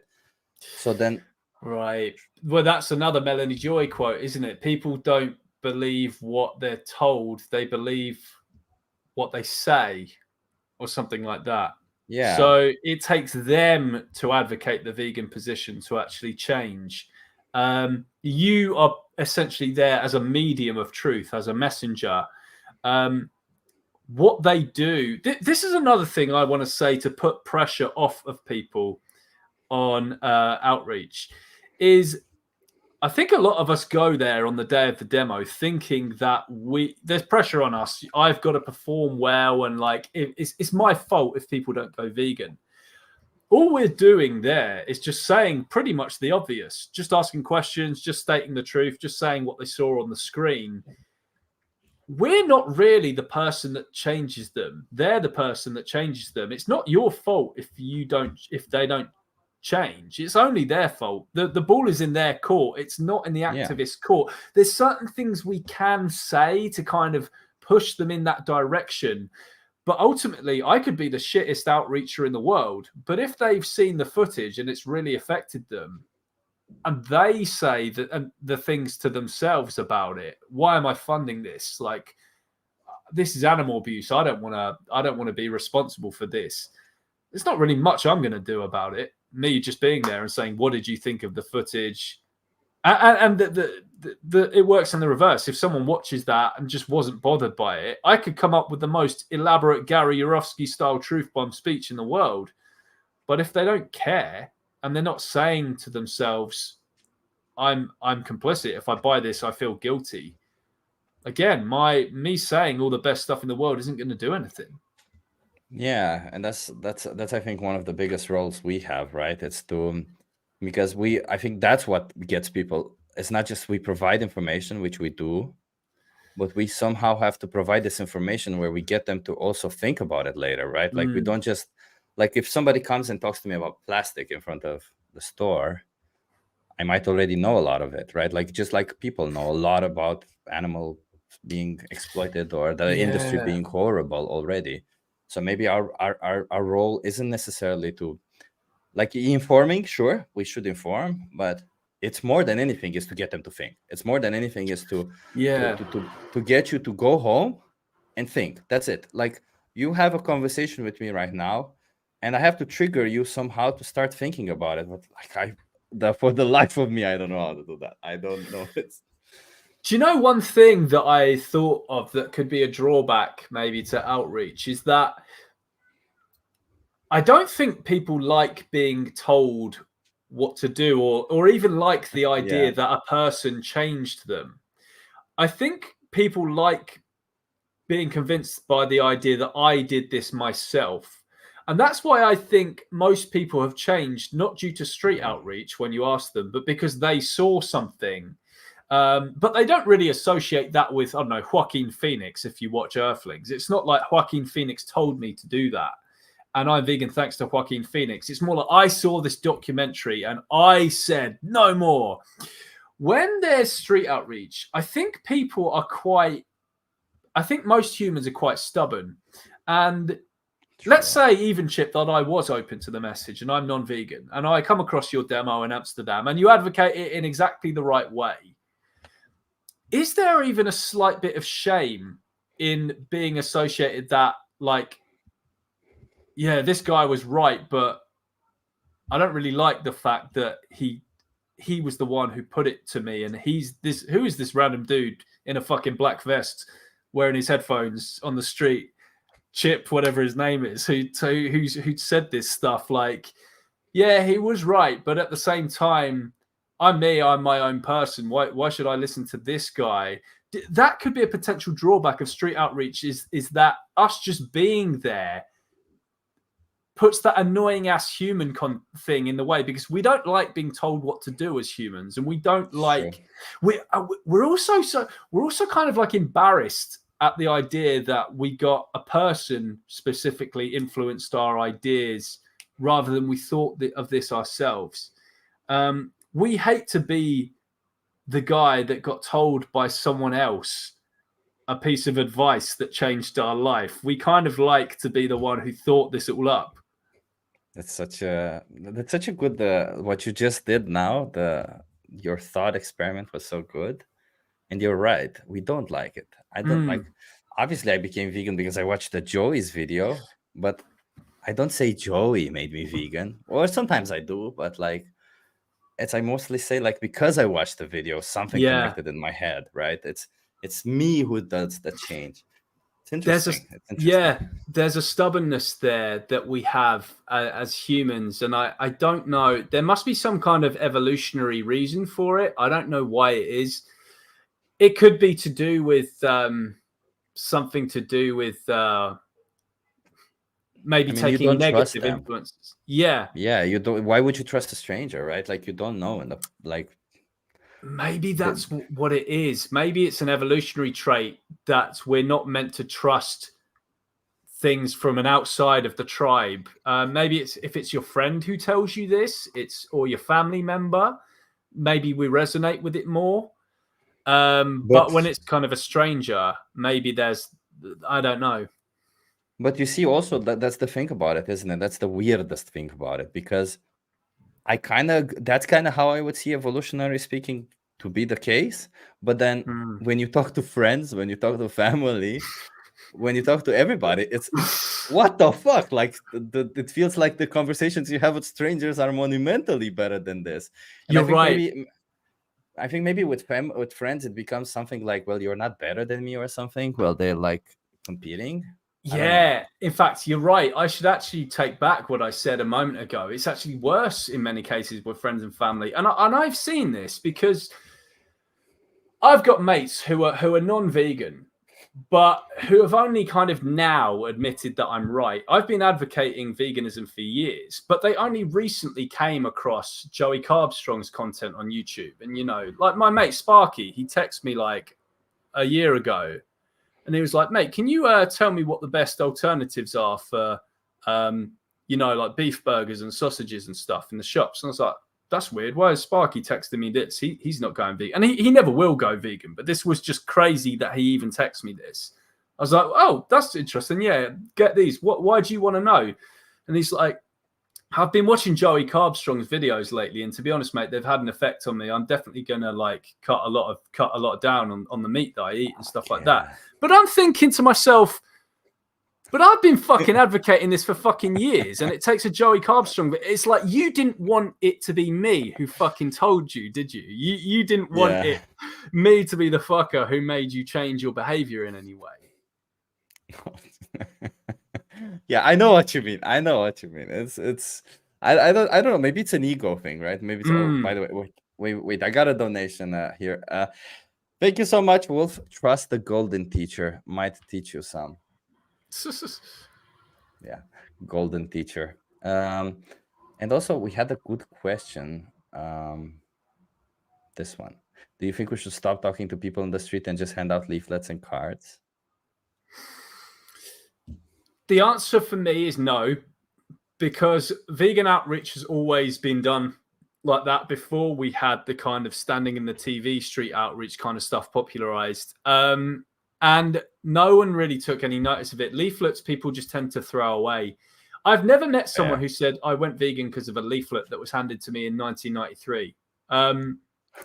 We just see that as junk mail. We just see that as a guy standing on the street handing out some crap that they want to persuade you of. In fact, that it might even make it worse, because there's a saying in sales, people don't like being sold to. And I think leafleting, it's maybe too salesy. I think it actually needs that human connection there. But that's where the contradiction comes in, because now you introduce the human, and now there's that ego thing that we've just talked about of, I don't like being told by I don't like it, even if it was advocated in a nice way. I liked it to be me that changed me rather than Chip or George who changed me. So it's, how do we strike that balance just between being some annoying salesman standing in your way on the street with a leaflet that you just want to chuck in the bin, and while you're trying to avoid eye contact with them because you're on your way anyway. Because let's face it, none of us like that. When we're walking to the train station, whatever it is, and there's just some guy going like that, you veer the other way, don't you? And how do we... Unless they're hot. Oh, unless they're hot, whatever. But then, you know, being that person who advocates well on the street, but makes it so it's solidified that they're the person who changed that. That's, I think, where the Socratic method comes in, the asking questions and stuff. But even so, how do we ask the Socratic? How do we do the Socratic method in a way that doesn't come across as snarky? Because I almost feel like when I'm doing it, I'm being a bit snarky sometimes. Like, or at least that we're not pushing them in a certain direction, or at least it doesn't feel to them like, oh, look, because we are trying to show them a different perspective about it, right? But if they feel like they're being pushed in a direction, they might be like, that's just one of the views. They don't necessarily have to think about any of the others, but that they might feel pushed, right? Like, even that's the thing about it, right? Like, the Hippocratic method is very good, but it can also feel that way. It can feel like, what do you mean? Like, I'm just like, what are you pushing me towards? Like, I've taken part in We the Free's inspiring behavior change workshops, which is, you know, people should do, by the way. And you know, it all sounds very solid, and there's people in there who say they have good results, and I feel like I'm following that very well, but I just don't feel that my results are getting there. But I just don't know if that's it. Is it, you know, that is it a certain tone of voice in which I'm saying things? Is it my posture or demeanor? Even though I'm being mindful of even that. I'm being mindful of body language and everything on outreach. Is it that actually the person did take notice of what I'm saying and it was a great conversation, but maybe people just don't type my code in and they just go vegan? Maybe the conversation was so good they just go home and go vegan instantly without. That's what I'd like to think. No code ever needed. No code needed. So it's hard to judge all these kind of little things, isn't it? But I do wonder if there's something perhaps we can do, even when we advocate in the Socratic method, to make it even more so it's like the ball is kind of in their court and it's them making the decision. They're not being pushed towards a conclusion by someone. But so if any psychologists are watching, please let us know. or we can just use ChatGPT after the show and see if that can give me some guidance. But yeah. I actually am going to try something. After this discussion, I got something out of it. And what I am going to do, which is also my next question, which I want to ask you, is basically we need to create some intrigue. We need people to be a bit intrigued about the subject, right? So I'm thinking that we give information, but like some information we don't give. We tell them, no, it's okay. You look into that. You can do that yourself or something like that. Like where you're kind of like if it's a serious concern of something that you could like if it's environmental concerns, for example, just say, no, that's not true. But you can look into that yourself or something like, and even if they're like, no, I get so pissed off, they'll look into it because they want to be right, and they'll see that they're not right or something. So I don't know. Like, I feel like leaving some room there where you don't provide the whole, like if you spoon feed them the information, they may never look into it. They may just get some information and, as you said, leave without. Well, yeah, I try not to bombard people with too much information while I'm there. I let the footage do the talking for the most part of it, and then the next part is me just kind of asking them questions to make sure that they've come to the right conclusion and that all those arguments are rebutted. But it is hard to know exactly what to say and do sometimes. And I like to think of myself someone who's pretty good at street outreach. But at the same time, we're only in control of our own thoughts and actions. We ultimately can't. It is very hard to change someone, to make someone vegan. There's probably a lot of shady books out there by like the vegan bros and whatever. It's like how to turn your whole family vegan in one day and all this kind of shit. Now, give us $300 and you have this meeting with us and we can tell you how to. Like, there's probably a lot of shady vegan snake oils. That's a good video title. How to turn your whole family vegan in one day. That's a golden video title.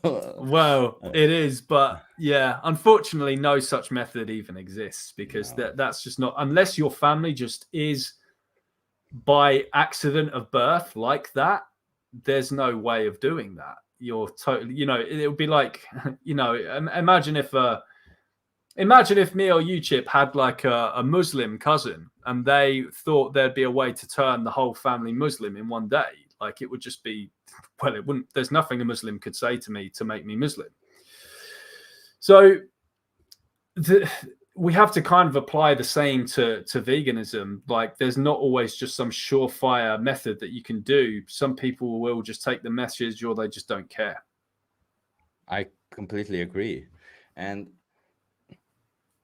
actually, I have another question, but I have to run really quick to the bathroom. Give me 2 minutes. And I want to ask you how much time you have, because we've been doing it for an hour and a half, and I don't want to waste your time too much. Shall we cap it at 2 hours? Is that fair? Let's cap it at 2 hours because my wife is making delicious vegan moussaka in a bit, so I'd love. So I want to hear about that also. I'll be back. I'll be back in 1 minute. You can interact with the chat if you want. I'm not sure if you can click on them, but like, yeah. I don't know if I can click on them, but I'll answer the questions. Thanks, man. Right, let's have a look at some of these questions.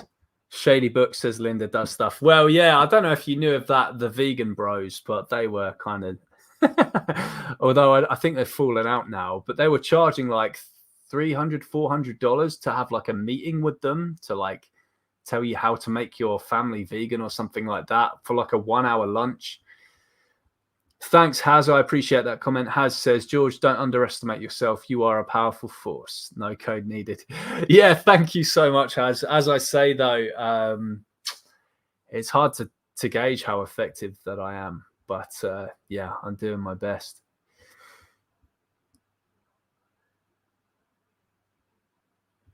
Samuel M says, what about a middle ground? 3 minutes movie challenge and hand out a leaflet afterwards. We have We the Free My Stats. Shouldn't we try it before coming to a conclusion without testing the idea? That could be a good tactic. Maybe we could do an experiment as an organization that one demo group should do that for a demo.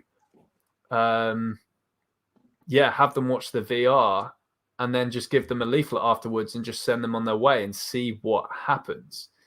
So yeah, thank you for that suggestion, Samuel M. I'll bear that in mind.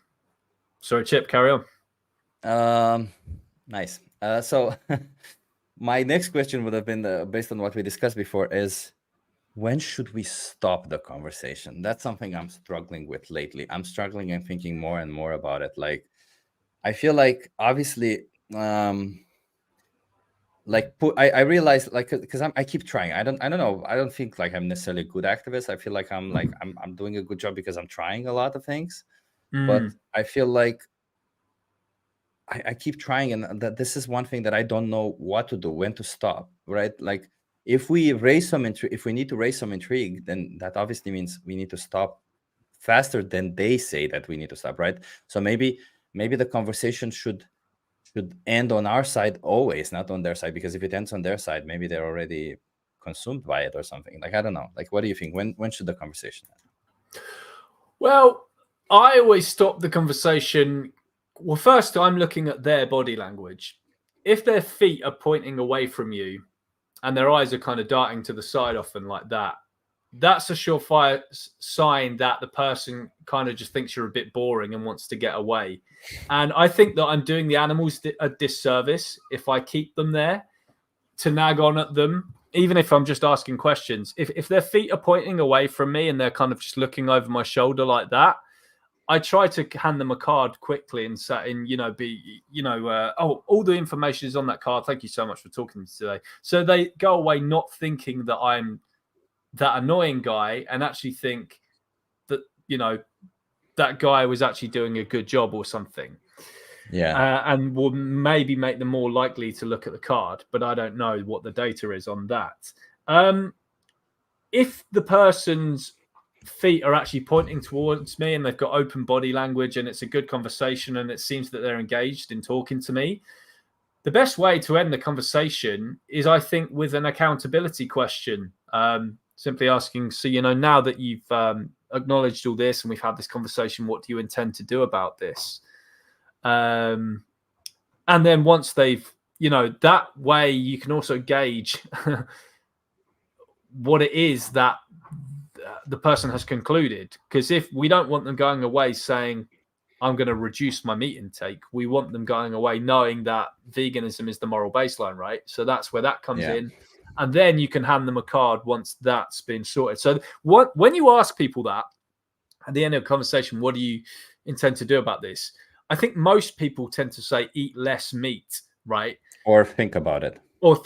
Right? So it's good that we have that question there, because that helps us to then address that little bit. Now, if they say eat less meat, then we can come back with saying, okay, would you apply that to any other injustice? Would you say, be less racist, be less sexist, or would you say just not be sexist at all, whatever it is? When someone says, I'll think about it, that's when I'm kind of not sure what to say. Same. Because if you just say, don't think, do, well, I don't know. We all thought, like, I'm thinking back to before I was vegan. Like, I didn't just do, I did think about it. Yeah, we need to think about it. That's right. The thing is, it's such like an overwhelming, your whole world's just been blown apart a lot of the time. But the first time you're ever confronted with vegan advocacy, like I was with Gary's speech, your whole world has just been kind of flipped upside down. It's not really something the average human being is just going to say, boom, I'm going to do it. I'm not going to think about it. I'm just going to do it. So when someone says, I'll think about it, it is annoying when they say that, but at the same time, it is what me and you did do. Yeah. So I don't really know how to respond to that when people say that, to be honest. Well, the question is if it's genuine, right? Am I genuinely going to think about it, or am I just saying that to end the conversation, right? Yeah, and you can't at that point accuse people of or suspect people of being a liar. You can't probe them and be like, or maybe you could. Maybe this would be the right thing to do. Maybe you should say to them, and when you say that, do you really mean that, or are you just saying that to end the conversation? That's actually a good one. That's a very good one. Yeah. Okay. But are you actually going to think about it, or? Yeah. But then again, does the person then just think, fuck you, asshole, and want to just walk off and throw the card in the bin? There's all these. The thing is, every single person is so different, so unique as an individual, that it's very hard to know what exactly will work on them, because I think there is the odd person out there who would work on, only that they're kind of grilled like that and really put in the hot seat and really made to feel guilty, and it's really made them to feel that this is an urgency and that they're a hypocrite if they walk away and not do something about it. But then there's other people out there who simply that would just not work on. They would just hate you, and as a result get the backfire effect and not go vegan, when maybe the message with that person is like, yeah, have a think about it. Check out those resources on the website. Make sure that you check this out and that out and that out. And by the way, here's my Instagram if you have any questions, kind of thing. So the truth is, unless you know the person, I mean, do we even know our own friends and family? I mean, it turns out when we went vegan, maybe we didn't. So you don't know exactly what advocacy method is going to work on what person. And I think this is what makes maybe Rafaela's advocacy so effective. It's because I think she gets the biggest net from her footage, because even though so many people will think, what a bitch, watching her outreach, it goes so far and catches the people in the biggest net, because not everyone is going to resonate with every single message. In fact, most people will be turned off by X way of advocacy. Yeah. But because her content goes so viral, the people that style does appeal to, it makes them go vegan. So you'll just to use an overfishing analogy, which we know about as vegans. Rafaela is throwing out a massive fucking net, and it's mainly bycatch in there that she doesn't need as the industry, but she's getting just a few in that massive net because the content is going so viral.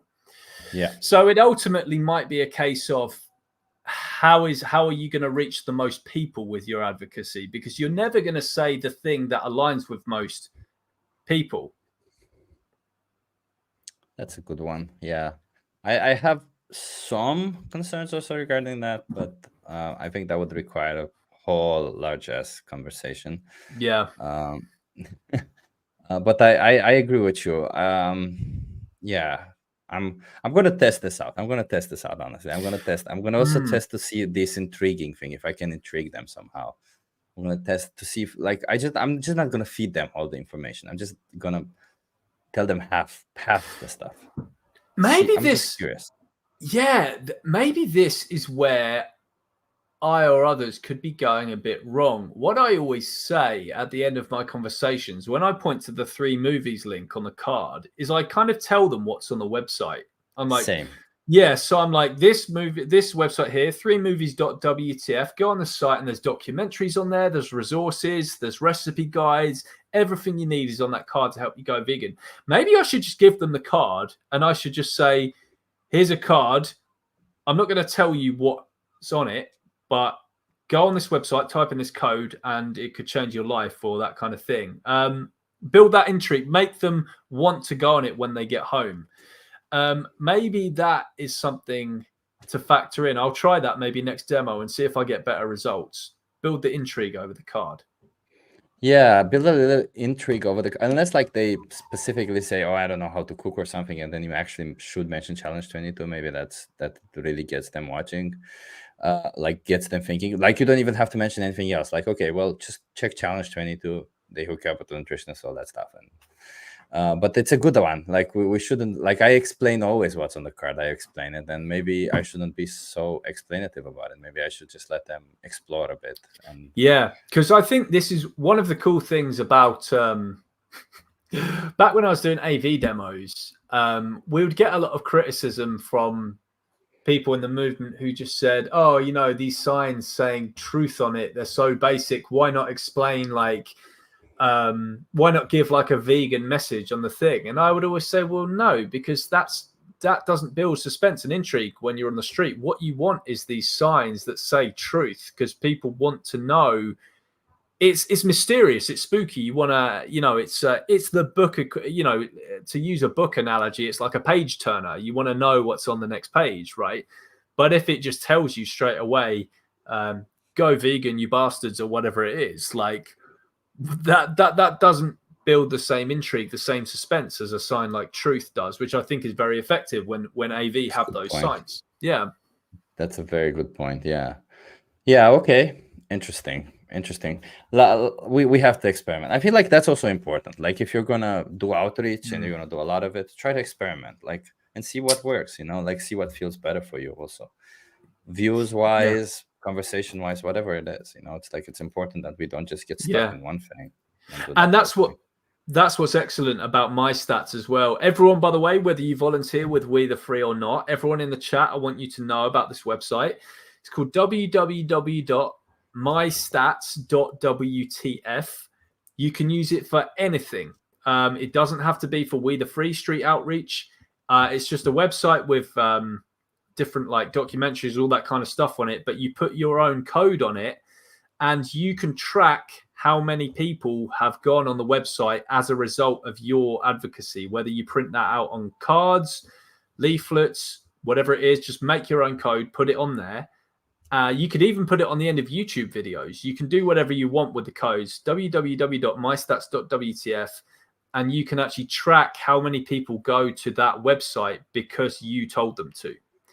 So you can see what advocacy works. You can do a street outreach demo, We the Free related or not, and you could try a different advocacy style, one demo compared to another. And you can customize it with your code. So you can make your code custom in the language that you said it, by the way. This is a thing that I just recently learned about, and it kind of annoyed me. But yeah, wow. I'll fix it. No, it's not about language. If I said Gary's speech there, I want Gary's speech regardless of the language. Yes. But that's something I'll have to discuss with my colleagues at We the Free. I have some questions to end it before because I see it, we're approaching 2 hours rapidly. They're not rapid fire questions, but we also don't have to go too much into detail with them. Sure. What is the argument against veganism that you dislike the most? Oh,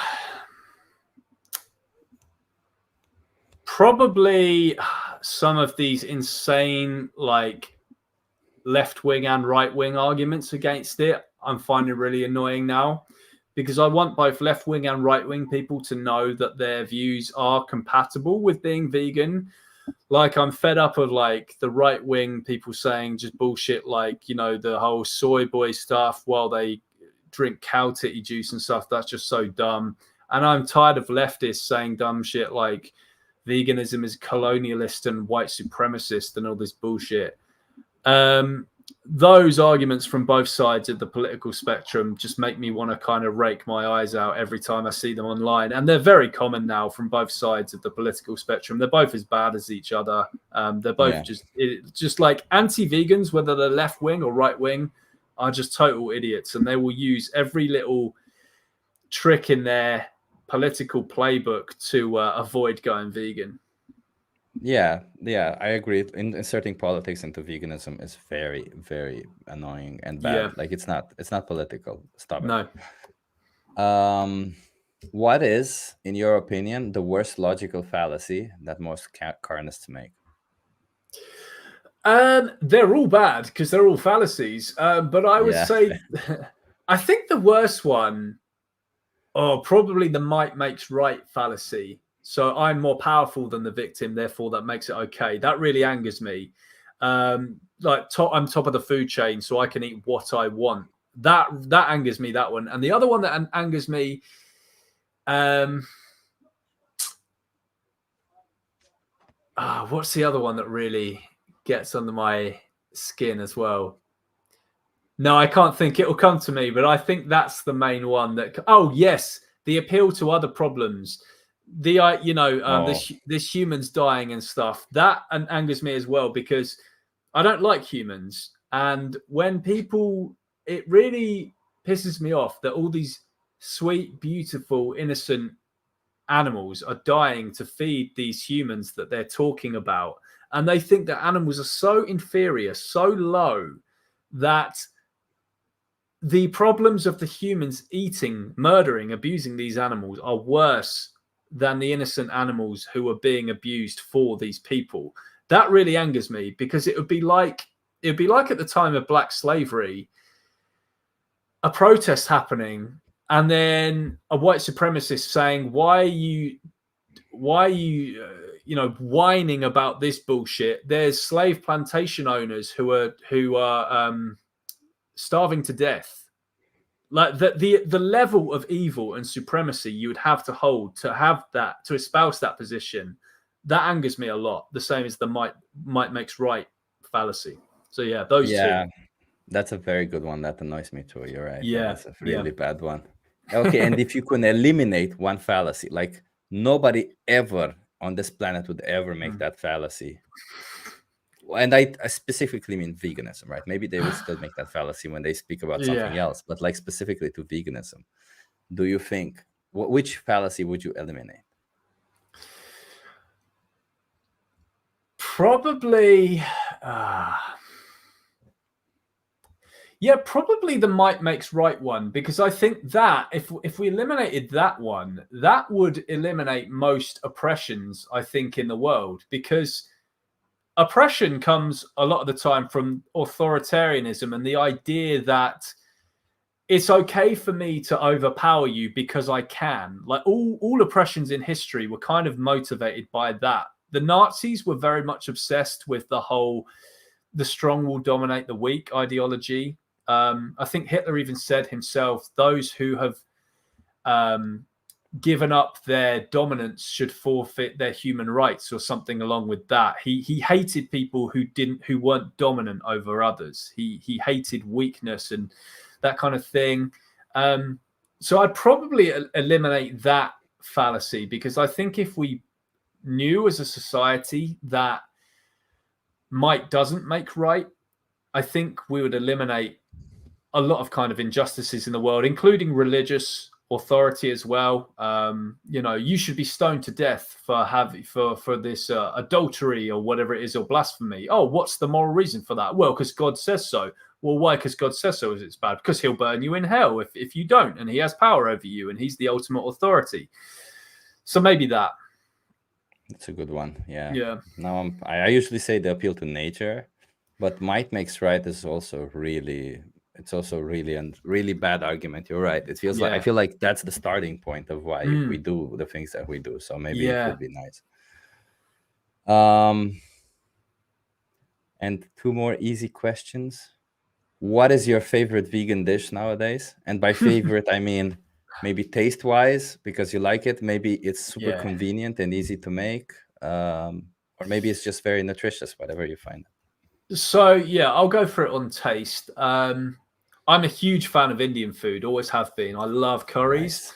So any kind of well-made Indian food, there's an incredible Indian restaurant in my area. It's called Cinnamon. It's not even a vegan restaurant, but it does a vegan version of like every dish. Like it does like a vegan chicken tikka masala. It does like, it even does like keema naan breads, which is like the naan bread stuffed with like minced lamb. It does like a vegan version of that. Like I'm in heaven in there when I look at the menu. So I could pick every single thing off the menu there and be a happy guy. So any kind of well-made Indian food is my favorite. That's a good one. I love it. I actually took an Indian cooking class, so I know what you mean. And I was the only vegan person when I did the cooking class. So when they did butter, I'm like, no, I'm not gonna do butter. And everybody who was stuck in the team with me, they were like, well, stuck. Everybody was like, I don't want to deal with this guy. We have to make tofu for him and stuff. I'm like, what do you mean? Oh shit. Yeah. Okay. That's okay. They got over it. If you could pick one person in the world to make vegan instantly, which one would you pick? It could be a public figure. It could be a family member or a friend. 1,000,000,000% Donald Trump. And Donald Trump. I hear it a lot. I would fucking love if Trump went vegan. That would be epic. And that would make that photo from the other day with his fist up even more epic. Imagine that. Like, that would just be good in so many ways. But wouldn't that politicize veganism in a sense? Well, it only would in a good way, because there's so many leftist vegans right now who try to make out that veganism is just the leftist movement and it's not for right wing. And there's so many right wing idiot anti-vegans who think that vegans are just a bunch of soy boy idiots, but who worship Trump. Imagine if the guy that they worship went vegan. So not only would it like destroy the like vegan SJWs who think that veganism is just for leftists, but it would also destroy the idiot anti-vegan right wingers who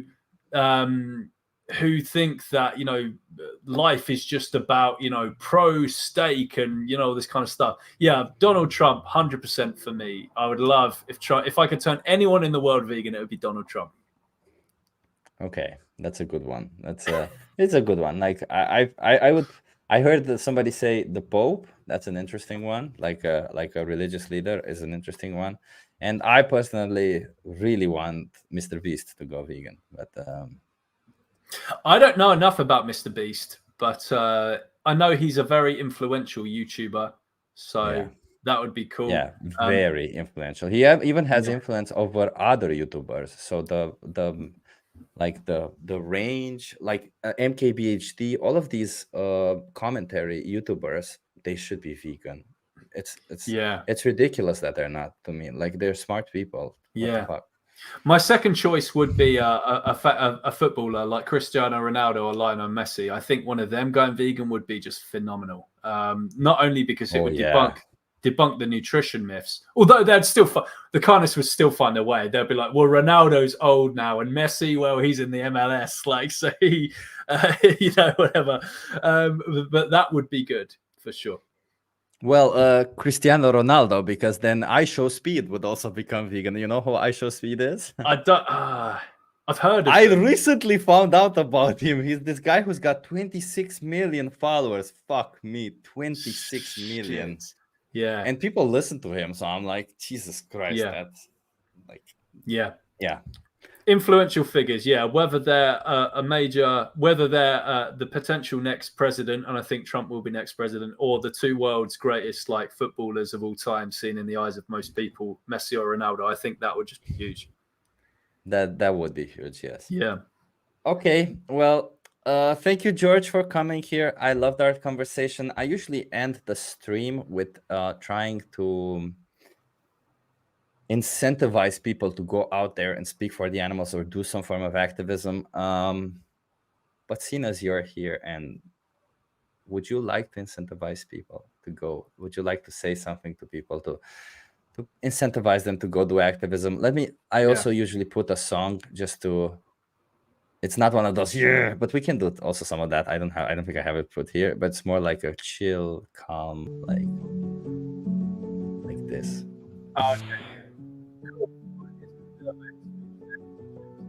Music. So we can't hear you. Okay, we can hear you now. You can hear me now. Okay, here's my elevator speech to Chip's elevator music. Everyone, please get off your ass, get out there, or if you can't get out there, get on social media, do what you can. Veganism is a basic inaction. It's not an action, it's an inaction. To truly make change for animals, you have to be active. Being vegan is no different to being a dead non-vegan. It just means you're not buying animal products. That's it. Well, dead people don't buy animal products either. It's not good enough. If you want to actually make change, be active. Thank you. That's awesome. Exactly, everybody. You heard it. Be vegan. Thank you so much for the donation, Ulf. Mike, thank you for being an awesome member. Mike, the Corn King. And go out there and speak. It's easy. It's nice. And do something. Speak to people, whatever. There's so many ways to do activism, as you've heard it. Thank you so much, everybody, for being here. Thank you, George, for being here. And goodbye, everybody.